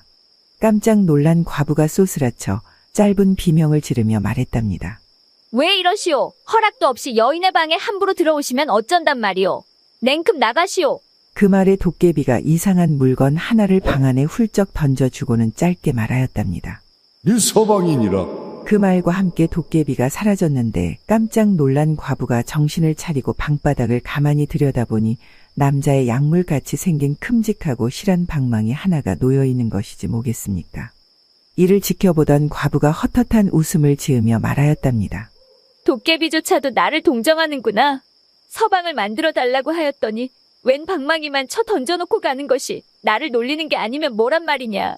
그렇게 한참 동안 신세 한탄을 하던 과부가 방바닥을 나뒹굴고 있는 방망이를 손에 움켜쥐고는 힘없이 혼잣말로 중얼거렸답니다. 이것을 대체 어디에 쓰라는 것일까? 무엇에 쓰는 물건인고? 그 말이 끝나기도 무섭게 갑자기 펑하는 소리와 함께 나무 방망이가 일순간에 건장한 총각으로 변하더니 불문곡직하고 과부에게 달려들어서는 겁가 나는 것이지 뭐겠습니까? 아이고, 니신데 이러시오. 아이고, 나중내 죽어. 그렇게 정신없이 한바탕 소동이 마무리되고 녹초가 된 과부 옆으로 나무 방망이가 가지런히 누워 있었는데 이를 지켜보는 과부의 눈빛에 애정이 흘러넘쳤으니 나무 방망이를 죽은 서방 보듯 하지 뭐겠습니까? 그렇게 과부는 연신 나무 방망이를 쓰다듬으며 말하였답니다. 과연 도깨비가 서방님을 던져주고 간 것이 맞았사옵니다. 서방님, 앞으로 예를 다하여 정성껏 모시겠사오니 우리 백년해로 해보아요. 그 후부터 과부는 비로소 새 광명을 찾았고 세상에 사는 기쁨을 얻을 수 있었으니 언제나 화색이 얼굴에 넘쳐 흘렀지 뭐겠습니까? 그도 그럴 것이 필요할 때마다 장롱 속 깊숙이 넣어두었던 방망이를 끄집어내어 무엇에 쓰는 물건인고 라고 외치기만 하면 건장한 총각으로 변해 욕구를 풀어주었으니 세상에 이보다 더 귀한 것은 있을 수가 없었죠. 그러던 어느 날 과부가 멀리 볼 일이 생겨 이웃 과부에게 집을 부탁하고 떠나게 되었답니다. 이웃 과부는 별로 할 일도 없고 하여 그 청상 과부의 살림살이나 구경할 겸 과부집에 와서 이리저리 뒤져보게 되었답니다. 마침 과부가 장롱을 열어보았는데 이상 야릇한 물건이 있어 자세히 살펴보니 그 모양이 마치 남자의 약물 같은 것이 아니겠습니까? 호기심이 생긴 이웃 과부가 방망이를 끄집어내어 들고 말했답니다. 이 여편네 외로웠던 모양일세. 이런 걸 숨겨놓고 말이야. 밤마다 이놈을 가지고 얼마나 재미를 볼까 그려. 근데 이딴 방망이로 달랜다고 외로움이 어디 달래지는가. 애만 더 타고 감질맛만 나지. 내가 그 맴을 더 잘 알지 그려. 건장한 사내보다 나은 것은 더 없는 것이지 암. 그렇게 말하더니 방망이를 손에 쥐고 이리저리 살펴보며 말했답니다. 다듬이 방망이로 쓰면 좋을까? 빨래방망이로 쓰면 좋을까? 대체 이 물건을 어디에 쓰면 좋을꼬? 순간 그 말이 떨어지기를 기다렸다는 듯이 펑하는 소리와 함께 방망이가 갑자기 건장한 총각으로 변하는 것이 아니겠습니까? 그러더니 깜짝 놀라 벌벌 떨고 있는 과부를 다짜고짜 끄집어 엎어서는 폭풍 행간을 하는가 싶더니 일이 끝나자마자 어느새 총각은 온데간데없고 처음에 방망이로 변해버리는 것이지 뭐겠습니까. 아이고, 이게 무슨 일이람? 뭐가 스쳐 지나간 것 같은데. 이리도 좋으면서 이리도 정신이 없단 말인가. 과부는 모처럼 당하는 일이라 기쁜 감정이 밀려왔으나 다만 두렵고 놀라운 감정이 더 앞섰기에 부랴부랴 서둘러 방망이를 장롱 속에 집어넣고 집으로 돌아갔답니다. 그렇게 시간이 지나가고 제정신을 차리니 조금 전에 두려움은 온데간데 없고 오히려 그놈에 대한 호기심만 간절해지는 것이 아니겠습니까? 하물며 저녁밥을 짓는 장작개비도 그놈 같아 보이고 방구석에 있는 다듬이 방망이도 그놈 같아 보이니 밤이 깊어 불을 끄고 잠자리에 누워 있어도 연신 그놈만 눈에 어른거려 잠을 이루지 못하는 것이지 뭐겠습니까? 지금 가서 다시 한번 해볼까? 그 총각 놈이 또 나타날까? 그렇게 이 생각 저 생각으로 하룻밤을 온통 뜬 눈으로 지샌 이웃 과부는 더 이상 욕정을 참지 못하고 아침이 되자마자 미친 듯이 청상 과부의 집으로 달려갔답니다. 과부는 벅찬 숨소리를 내며 장롱문을 불이 나게 열더니 그놈을 끄집어내어 들고는 어제와 같은 말을 하였답니다. 이것은 무엇에 쓰는 물건인고? 그 말이 끝나기가 무섭게 또다시 건장한 총각이 나타나서 폭풍 행간을 하는데 그 재미가 이루 말할 수 없었으니 온우의 정이 극치에 달하지 뭐겠습니까? 이렇게 재미를 보고 나더니 과부가 욕심이 발동하였던지 그놈을 손에 꼭 쥐고는 한참을 뭐라고 혼자 중얼거리는 것이 아니겠습니까? 어떻게 하면 이놈을 내 것으로 만들까? 달라고 하면 줄까? 그냥 주지는 않겠지? 그럼 같이 가지고 놀자고 할까? 그것도 안 되겠지? 그럼 몰래 가지고 가버려? 아니지. 이내 달려와서 돌려달라 야단일걸. 아이고 나도 모르겠다. 어찌되었든 이 여편네 올 때까지 실컷 재미나 보고 극치나 맛보세. 그날 이후로 이웃 과부는 밤낮을 가리지 않고 생각나는 대로 달려가서 음양의 재미를 보았지 뭐겠습니까. 그렇게 며칠이 지나고 청상과부가 돌아왔답니다. 간만에 만난 두 과부가 그간의 이야기를 주고받으며 한참이나 수다를 떨고 있었는데 이웃 과부가 슬쩍 눈치를 보더니 그간에 있었던 일을 말하자 이내 청상과부가 펄쩍펄쩍 뛰며 화를 내는 것이 아니겠습니까? 아니, 이런 경우가 어디 있답니까? 집을 봐달라 부탁하였지. 내 서방을 부탁하였답디까? 어디서 남의 서방과 오입질을 한단 말이오. 앞으로 내 집엔 얼씬도 마시오. 그렇게 며칠이 지나고 그놈의 생각이 간절해진 이웃 과부가 청상 과부한테 가서 사정사정하며 말하였죠. 성님, 우리 서로 같은 처지끼리 사정 좀 봐줍시다. 내 오늘 그놈이 너무 고파서 그런데 딱 하룻밤만 빌려주시오. 성님도 서방 없는 밤을 잘할 것이 아닙니까? 서로 상부상조하십시다. 저 여편네가 미쳐도 한참이나 미친 게로군. 어디 서방을 빌려가고 빌려주는 법도가 있었는가? 저기 빨래방망이라도 안고 비비고 자든가. 썩 나가시오. 주인 과부가 도저히 부탁을 들어주지 않자 이웃 과부가 끝내 화를 참지 못하고 성깔을 부리며 말했답니다. 이년아! 한번 빌려준다고 그놈이 달아서 없어진다더냐? 아니면 내가 집어 삼키기라도 한다더냐? 어디 두고 보자 이년아! 그렇게 두 과부 사이에 좋지 않은 말이 몇 마디 오가더니 이내 대판거리로 싸움이 벌어졌지 뭐겠습니까. 동네 사람들 모두가 두 과부를 아무리 말려도 온통 듣지 않고 죽기 살기로 싸우지 않겠습니까. 결국 얼마 뒤 이 괴이한 소문은 그 고을사또의 귀에까지 들어가게 되었답니다. 어디 세상에 그럴 리가 있겠는가? 귀신이란 원래 심신에서부터 생기는 것이고 도깨비란 정신이 부실하여 헛것이 보이는 것인데 약물같이 생긴 방망이가 사내로 변한다니 어디서 그따위 헛소문을 듣고 와서 고하는 것이냔 말이다. 사또? 어느 안전이라고 거짓을 구하겠습니까? 이놈이 들은 대로 말씀드리는 것이옵니다. 그놈의 요상한 방망이 때문에 동네가 아주 흉흉하다고 하옵니다.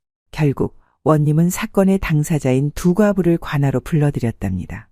그러니까 너희가 요상하게 생긴 이놈 때문에 싸웠다는 것이 사실이더냐? 네, 맞사옵니다. 네, 맞사옵니다. 그렇게 한동안 두 과부에게 그간의 자초지종을 듣고 있던 사또가 얼척이 없다는 듯 헛웃음을 치며 말하였답니다.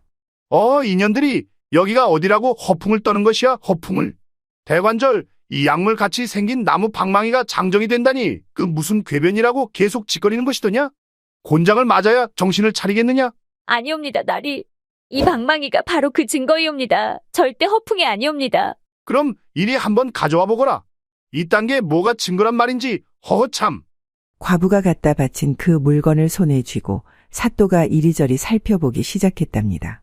모양은 틀림없이 소문으로 듣던 대로 약물의 형상을 하고 있었으나 이 물건이 사람으로 변한다는 사실은 도무지 이해가 되질 않았죠. 한참을 이리저리 살펴보던 사또가 하도 궁금하고 답답했던 나머지 혼잣말로 중얼거렸지 뭐겠습니까. 이것이 대체 뭐라고 그리들 싸우고 난리란 말인가? 도대체 무엇에 쓰는 물건인고? 아뿔싸. 사또의 말이 제 입에서 끝나기도 전에 순간 그 약물 같은 방망이가 건장한 총각으로 변해 다짜고짜 사모관대를 하고 동원에 높이 앉아있는 사또에게 달려드는 것이 아니겠습니까? 황소만한 건장한 총각이 달려드니 사또가 사내라고는 하나 그 힘을 당해내지 못할 노릇이었답니다. 그렇게 여러 사람이 보는 가운데서 사또를 행간한 총각은 일이 끝나자 다시 원래의 약물로 돌아가 버리는 것이지 뭐겠습니까? 순식간에 당한 언님은 한편으로는 놀랍고 창피하기도 한 것이 이 상황을 어찌 받아들여야 할지 몰라 갈팡질팡하는 것도 잠시 이내 치사하고 괘씸한 감정에 휩싸여선 분이 머리끝까지 오른 듯 노기를 띤 얼굴로 말하였답니다. 이 요물을 당장 불에 태워버리시오 당장. 뭐하시오? 어서 불을 지피시오. 사또의 불호령에 포졸들이 관아뜰에 모닥불을 지피고선 요상한 나무 방망이를 불길 속으로 휙 하고 집어 던졌는데 웬일인지 그 요물이 한참이 지나서도 타지도 않고 녹지도 않는 것이 아니겠습니까? 사또나리, 이 요물이 끄덕없사옵니다. 어찌하옵갑시오? 솥에 넣고 삶아버리거라. 사또의 명대로 다시 끄집어내어 펄펄 끓는 물에 넣었으나 마찬가지로 한참이 지나도 삶아지지도 않고 익지도 않는 것이지 뭐겠습니까? 나리, 이 요물이 여전히 끄떡없이 그대로인데 어찌할까요? 톱으로 잘라 산산조각 내어버리거라. 아주 잘게 베어버리거라. 이를 지켜보다 못한 청산과부가 포졸들을 뿌리치고 약물을 덥석 빼앗더니 엎드려 눈물로 사정하며 말하였답니다. 사또 나리, 어찌 이리 제 서방을 괴롭히시옵니까? 비록 요물이라 사람의 인지상정을 몰라 방자한 짓을 하였기로써니 어찌 이리도 잔인하시옵니까? 절대 악의가 있어 그런 것이 아니옵니다. 제가 과부가 된 후로 긴 시간 천지신명께 정성을 들여 어렵게 얻은 서방을 이리 죽이려 하신다면 천벌을 받을 것이옵니다. 또한 오늘 일이 부르지 않으셨더라면 이런 일도 없지 않았겠나이까. 부디 서방의 무례함을 용서하시고 그만 풀어주시지요. 제가 앞으로 천지분간을 잘 가르쳐 다시는 이런 일이 없게 하겠나이다. 그 말이 끝나기가 무섭게 돌연 천지가 진동하고 하늘에서는 천둥과 번개가 치고 세찬 비바람이 무섭게 일어나기 시작하더니 잠잠하던 약물에서 연기가 피어오르고 요상한 소리를 내면서 서서히 총각으로 변하는 것이 아니겠습니까? 이에 사람들이 깜짝 놀라 웅성거리기 시작하는데 총각이 사또 앞에 다가가 무릎을 꿇고 말하기 시작하는 것이었습니다. 나리, 저는 천지신명의 명을 받은 도깨비의 기운으로 태어난 요물이옵니다. 하여 도깨비같이 천지분간을 못하여 조금 전과 같은 무례를 저질렀나이다. 하오나 이 모든 것이 천지신명님의 신령스런 힘의 일부이니 사또께서는 저에게 당한 것이 아닌 천지신명님의 은총을 받으신 것이옵니다. 오늘부터 저는 저 여인의 서방으로 다시는 사고를 치지 않고 살아갈 것이니 노기를 푸옵소서. 또 한 가지 예언컨대 나리가 다스리는 이 고을과 나리의 후손들은 대대손손 번창하고 부유하게 살 것이옵니다. 그 말에 사또는 하는 수 없이 모든 것을 단념하고 말하였답니다. 시절이 수상하니 조물주께서 너희를 가엾이 여겨 이런 물건을 내려주었나 보구나. 사내란 사내들은 전쟁터에 끌려나가 모두 죽고 고을에 과부만 수두룩하니 아이 울음소리 들은 지가 온 몇 년인고. 거기에 흉년까지 들어 배골르니가 수두룩하니 천지신명께서 우리에게 보물을 내려주신 게로구나. 그렇게 한동안 생각에 잠겨있던 사또가 과부에게 말하였답니다. 너는 잘 듣거라. 내가 이 요물을 돌려주는 대신 너는 이 고을 서방 없는 과부들 모두에게 이 신물을 나누어 주어야 한다. 절대 독차지하여서는 아니 된다. 이제부터 그 신물은 너의 것이 아닌 모두의 것이니라. 그게 신물을 너에게 돌려주는 조건이니라. 그리하겠느냐? 사또의 뜬금없는 제안에 잠시 망설이던 과부도 그 조건을 흔쾌히 수락하며 말하였답니다. 알겠나이다. 과부가 된 것이 어찌 저만의 슬픔이겠나이까. 이 고을 모든 여인네들의 아픔인 것을 사또의 분부대로 고을 모든 이들과 나누어 쓰도록 하겠나이다. 그 말에 구경 왔던 동네 아낙네들이 기뻐하며 사또에게 엎드려 절하니 이보다 더한 판결이 없었지 뭐겠습니까. 훗날 이 고을 가가호호 아이 울음소리 그칠 날이 없었는데 이 소문을 들은 주변 고을 과부들까지 신물을 모셔놓은 신당을 찾아왔으니 고을에는 밤낮을 가리지 않고 기도 소리와 교성 소리로 조용할 날이 없었다 합니다. 무엇에 쓰는 물건인고? 무엇에 쓰는 물건인고? 무엇에 쓰는 물건인고? 제6화 처녀를 죽게 만든 옹졸한 선비의 최후. 옛날 정읍에 김씨 성을 가진 사또가 있었습니다. 그에게는 김생이라는 나이 어린 아들이 하나가 있었는데 그 성품이 옹졸하고 비겁하기 그지없어 천하의 소인배가 따로 없었죠. 하루는 김생이 정읍에서 서울로 가던 길에 교생의 집에 묵어가는 일이 있었답니다. 밤이 되자 딱히 할 것도 없었던 김생은 교생의 집을 이리저리 구경하며 심심함을 달래고 있었습니다. 때마침 그가 묵는 방 건너편 창으로 불빛이 아른아른 내비치고 있었는데 왠지 모를 호기심이 발동하는 것이 아니겠습니까? 그 순간 귀신에게 홀린 듯 김생이 건너방 창에 몰래 다가가 손가락에 침을 묻히고선 창에 구멍을 뚫더니 음흉하게 방 안을 들여다보는 것이 아니겠습니까? 마침 방 안에서는 유생의 딸이 등불 아래에서 옷을 꿰매고 있었는데 그 자태와 용모가 마치 선녀 같지 않겠습니까? 넋을 잃고 지켜보던 김생이 잠옷 흥분하기 시작하더니 음심이 극에 달한 듯 부풀어 오른 바지끄덩이만 움켜쥐고 어쩔 줄 몰라 하는 것이 아니겠습니까? 결국은 욕정을 참지 못하고 창문을 열어젖히더니 여인에게 냅다 달려들고 말았습니다. 갑작스러운 사내의 등장에 깜짝 놀란 처녀가 짧은 비명과 함께 방구석으로 도망치자 이에 뒤질세라 김생이 처녀를 쫓으며 억지로 욕을 보이려 하였답니다. 하지만 짐승 같은 사내의 완력에도 처녀는 포기하지 않고 죽기 살기로 김생을 밀쳐내며 밤이 새도록 버텨냈습니다. 나리께서 지금 예의를 어기고 나를 범한다면 자결해버릴 것입니다. 하지만 덱과 밀고 당기며 이미 살과 살이 서로 부딪히고 섞였으니 사실상 정을 통한 것이나 다름이 없지요. 어차피 이제 다른 곳으로 시집갈 도리도 없어졌으니 나를 나리의 첩으로 삼으시지요. 나는 교생의 딸이라 양반의 첩이 될 수 있으니 우리 아버님에게 청하여 저를 첩으로 삼도록 하시어요. 부모님이 허락한 뒤라면 예법대로 시집을 가서 죽을 때까지 당신을 섬길 것입니다.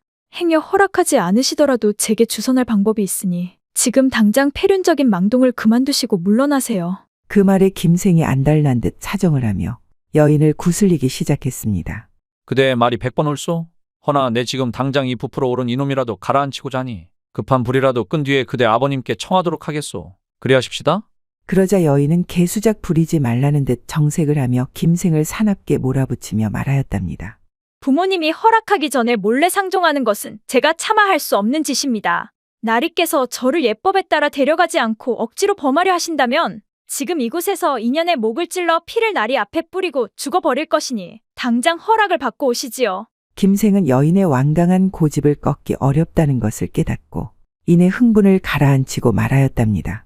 낭자 진정하시오. 내 그리할 테니 내가 아버님께 허락을 구하면 될 것이 아니오. 오늘은 이쯤에서 그만하십시다. 일단 주무시도록 하시오. 다음 날이 되자 김생은 아침 일찍이 허락을 청하려 여인의 부모님을 찾아갔으나 막상 얼굴을 마주하니 도저히 입이 떨어지질 않는 것이 아니겠습니까?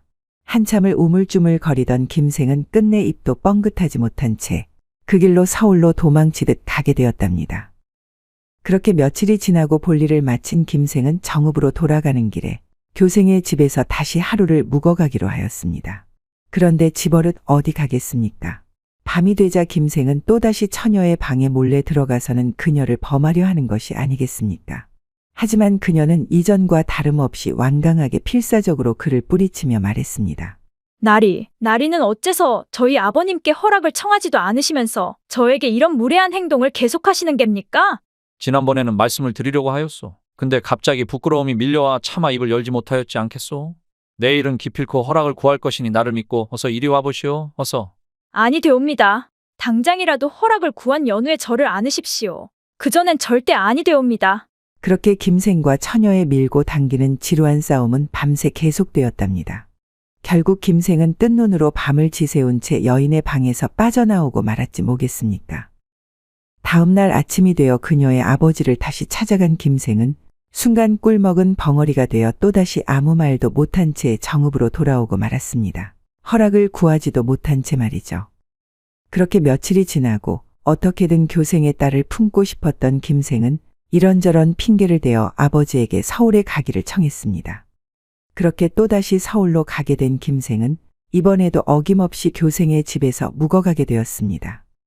어둠이 내리고 깊은 밤이 되자 당연하다는 듯 또다시 그녀의 방에 몰래 들어온 김생을 본 여인이 따지듯이 말했죠. 저희 아버님께서는 나리와 제가 이렇게 만나는 것은 꿈에도 모르십니다. 더욱이 얼마 전 어떤 사람과 이미 정혼하였으니 나리께선 이를 어찌하실 것입니까? 이 말을 듣고 김생이 흠칫 놀라며 말하였습니다. 정혼이라니요? 그렇다면 내일은 내가 꼭 말씀드리겠소. 그렇게 말하고는 잠시 뭔가를 생각하더니 여인에게 오히려 따지듯 묻는 것이 아니겠습니까? 아니 그러면 그냥 그대가 아버님께 말씀드릴 수도 있는 일이 아니었소. 일이 그 지경이 되도록 뭐 한다고 당신은 아버님께 말씀을 드리지 못했단 말이오? 김생의 어이없는 말에 여인이 한숨을 푹 내쉬며 말했습니다. 지금까지도 저를 첩으로 데려간다는 말조차 감히 입 밖으로 꺼내지도 못한 나리께서 하실 말씀은 아니지 않습니까?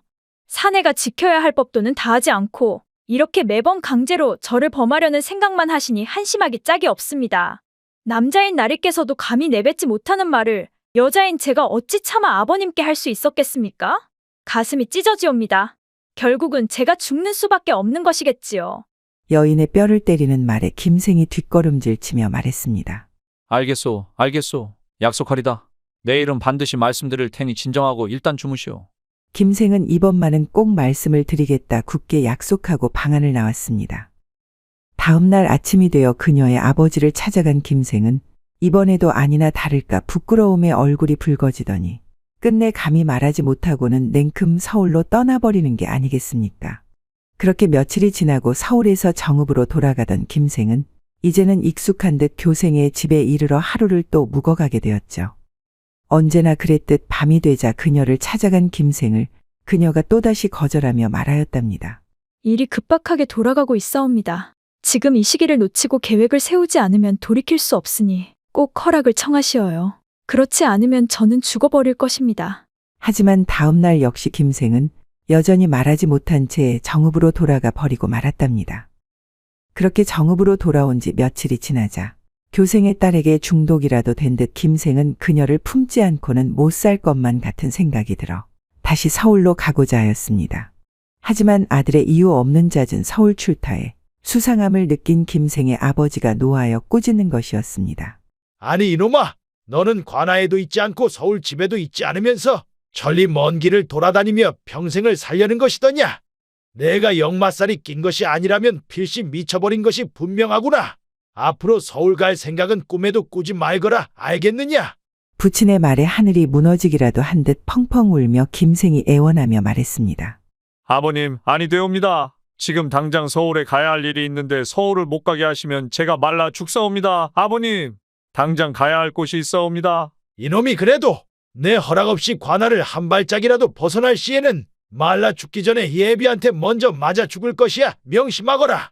그날 이후 관아에 꽁꽁 발이 묶인 김생은 하루하루 애만 태우다 10여 일도 채 못돼 식음을 전폐하는가 싶더니 어느새 문을 들락날락 거리며 말도 횡설수설하고 이윽고 정신줄을 놓아버리는 것이 아니겠습니까?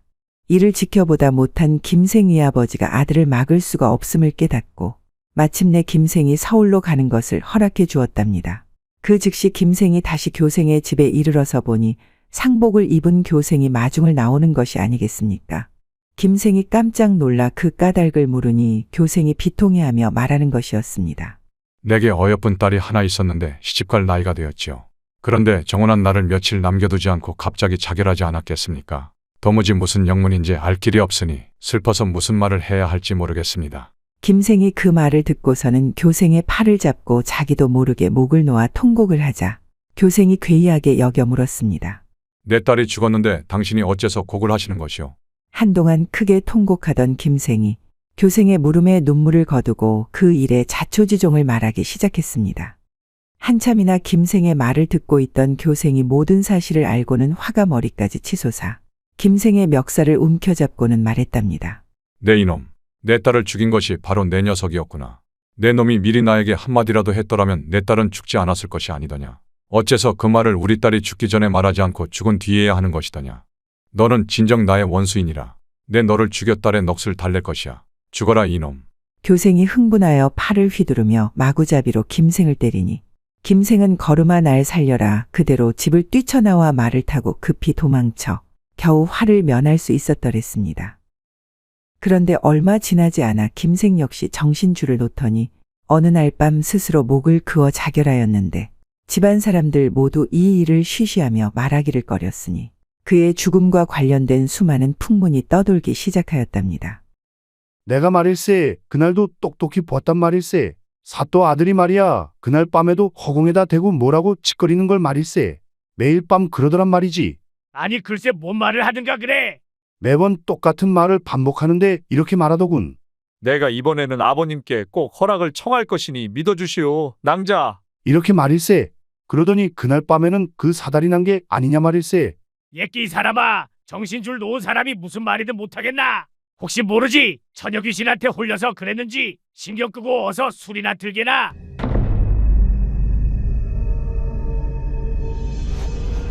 날이 오늘은 허락을 청하시어요. 그렇지 않으면 소녀가 나리를 죽여버릴 것이옵니다. 오늘은 꼭 그래야 하리다. 그렇지 못한다면 내 목을 그어 자결이라도 할 것이니 두고 보시오.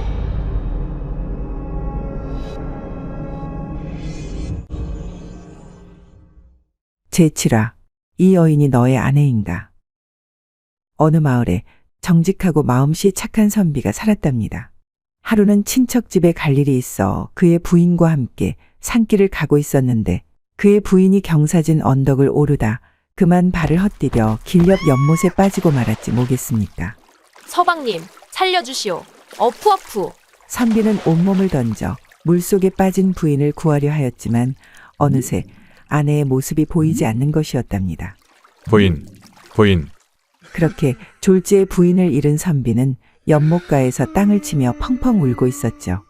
그 순간 연못에서 희뿌연 연무가 피어오르더니 백발을 길게 늘어뜨린 산신령이 나타났지 뭐겠습니까. 그러더니 대뜸 애띠고 어여쁜 어린 여종을 보여주며 말하는 것이었습니다. 이 여자가 내 부인이냐? 정직한 선비가 말하였답니다. 아니옵니다. 저의 아내는 양반댁 자제이옵니다. 그 말에 신령이 곧바로 일패기생을 보여주며 말하였죠. 그럼 이 여자가 내 부인이냐? 그러자 선비가 머리를 가로저으며 다시 말했답니다. 저의 아내는 기생이 아니옵니다. 그러자 다시 단아한 양가집 교수를 보여주며 말하였답니다. 그럼 이 여자가 내 부인이냐? 이분 또한 아니옵니다. 그 말에 산신령이 연못 속으로 들어가더니 잠시 후 선비의 부인을 데리고 나와서는 선비에게 말하였답니다. 내 너의 올곧음에 감동하여 너의 부인은 살려줄 것이나 이 세 명의 여인도 함께 데려가 너의 첩으로 삼아야 하느니라. 그리하겠느냐? 산신령의 말에 혹시나 아내를 다시 데려갈까 걱정이 되었던 선비가 망설임 없이 답하였죠. 하늘의 명을 어찌 거역하겠나이까. 이 여인들 모두 저희 첩으로 삼겠나이다. 그렇게 4명의 부인을 거느리고 살게 된 선비는 밤이면 밤마다 뜨거운 밤을 보내며 행복한 나날을 보내게 되었죠. 한편 이를 지켜보던 이웃집 선달이 시샘을 하며 말하였답니다. 아니 내가 저놈보다 못한 것이 뭐가 있어. 나라고 절이 되지 말라는 법이 어디 있는가. 어서 연못으로 가봐야겠구만. 선달은 곧장 자기 부인을 데리고 산속을 거닐기 시작했답니다. 그러다가 그 연못이 가까워지자 자기 부인을 연못으로 냅다 밀어버리는 것이지 뭐겠습니까. 아니, 서방님 뭐 하시는 게요? 어서 나를 구해주시오, 어서. 그렇게 한참을 물에서 허우적거리는 아내를 본 채만 채 선달은 먼 발치에서 이 광경을 지켜만 보고 있었답니다. 당장 오늘 밤 품게 될 새로운 여인들을 상상하면서 말이죠. 이윽고 아내가 물속으로 사라지자 선달이 말하는 것이었습니다. 부인, 당신이 우리 마을 최고의 미색이라고는 하나 맛있는 것도 자꾸 먹으면 질리는 법이 아니겠소. 잠시 후 어차피 살아날 것이니 서방위한다 생각하시고 조금만 참으시구랴. 그렇게 선달은 산신령이 어서 빨리 예쁜 여자들을 데리고 나오기만을 손꼽아 기다리고 있었답니다.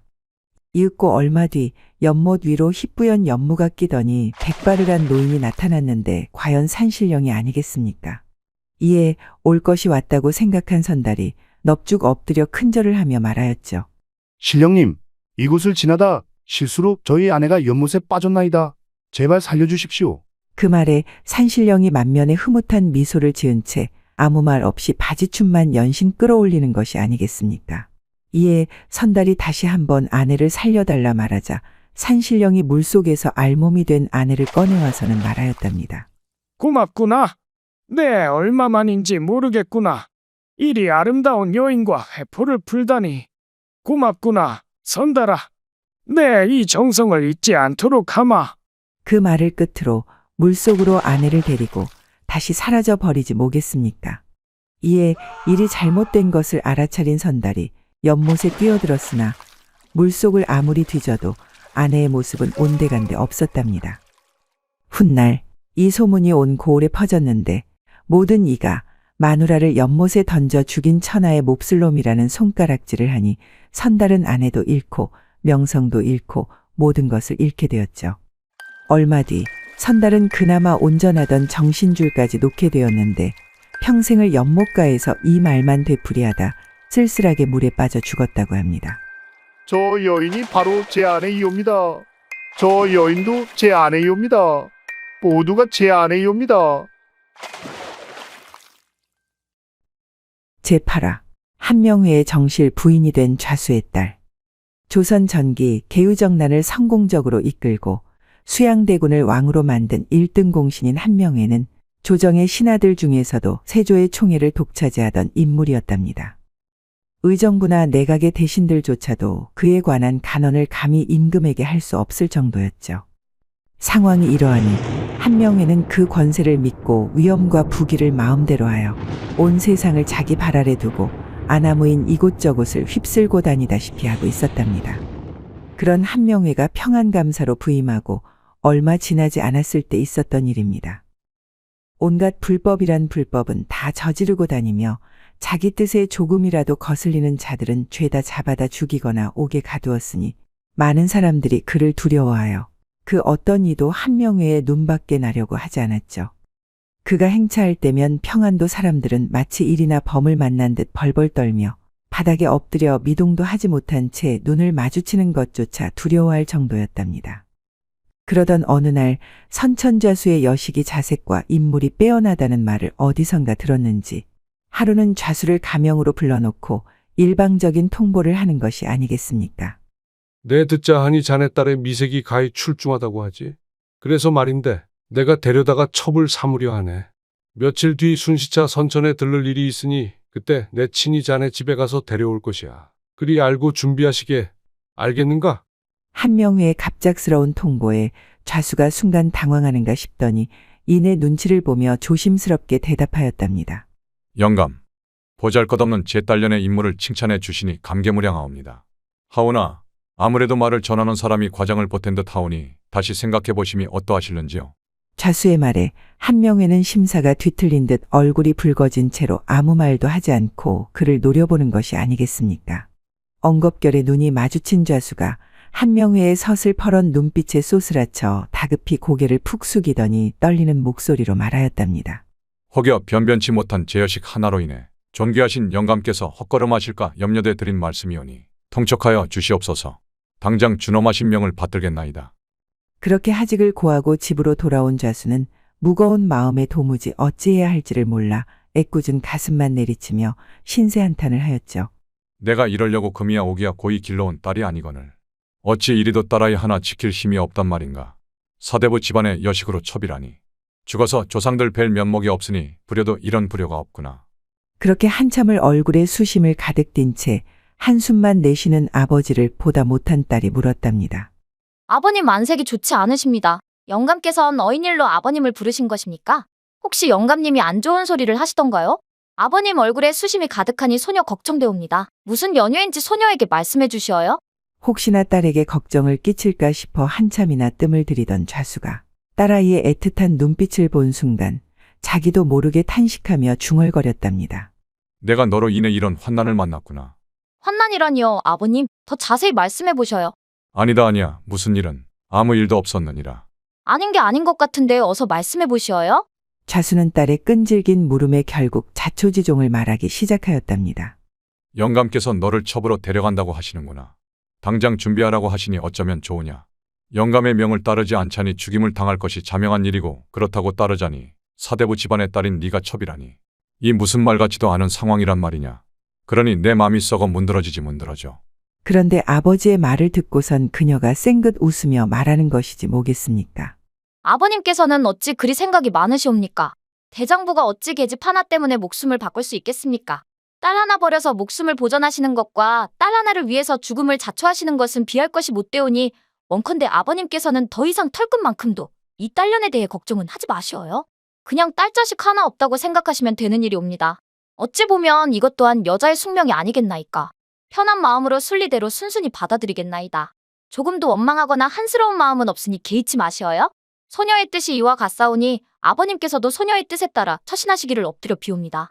그러니 부디 수심을 다 털어버리시고 평안한 마음을 가지시옵소서.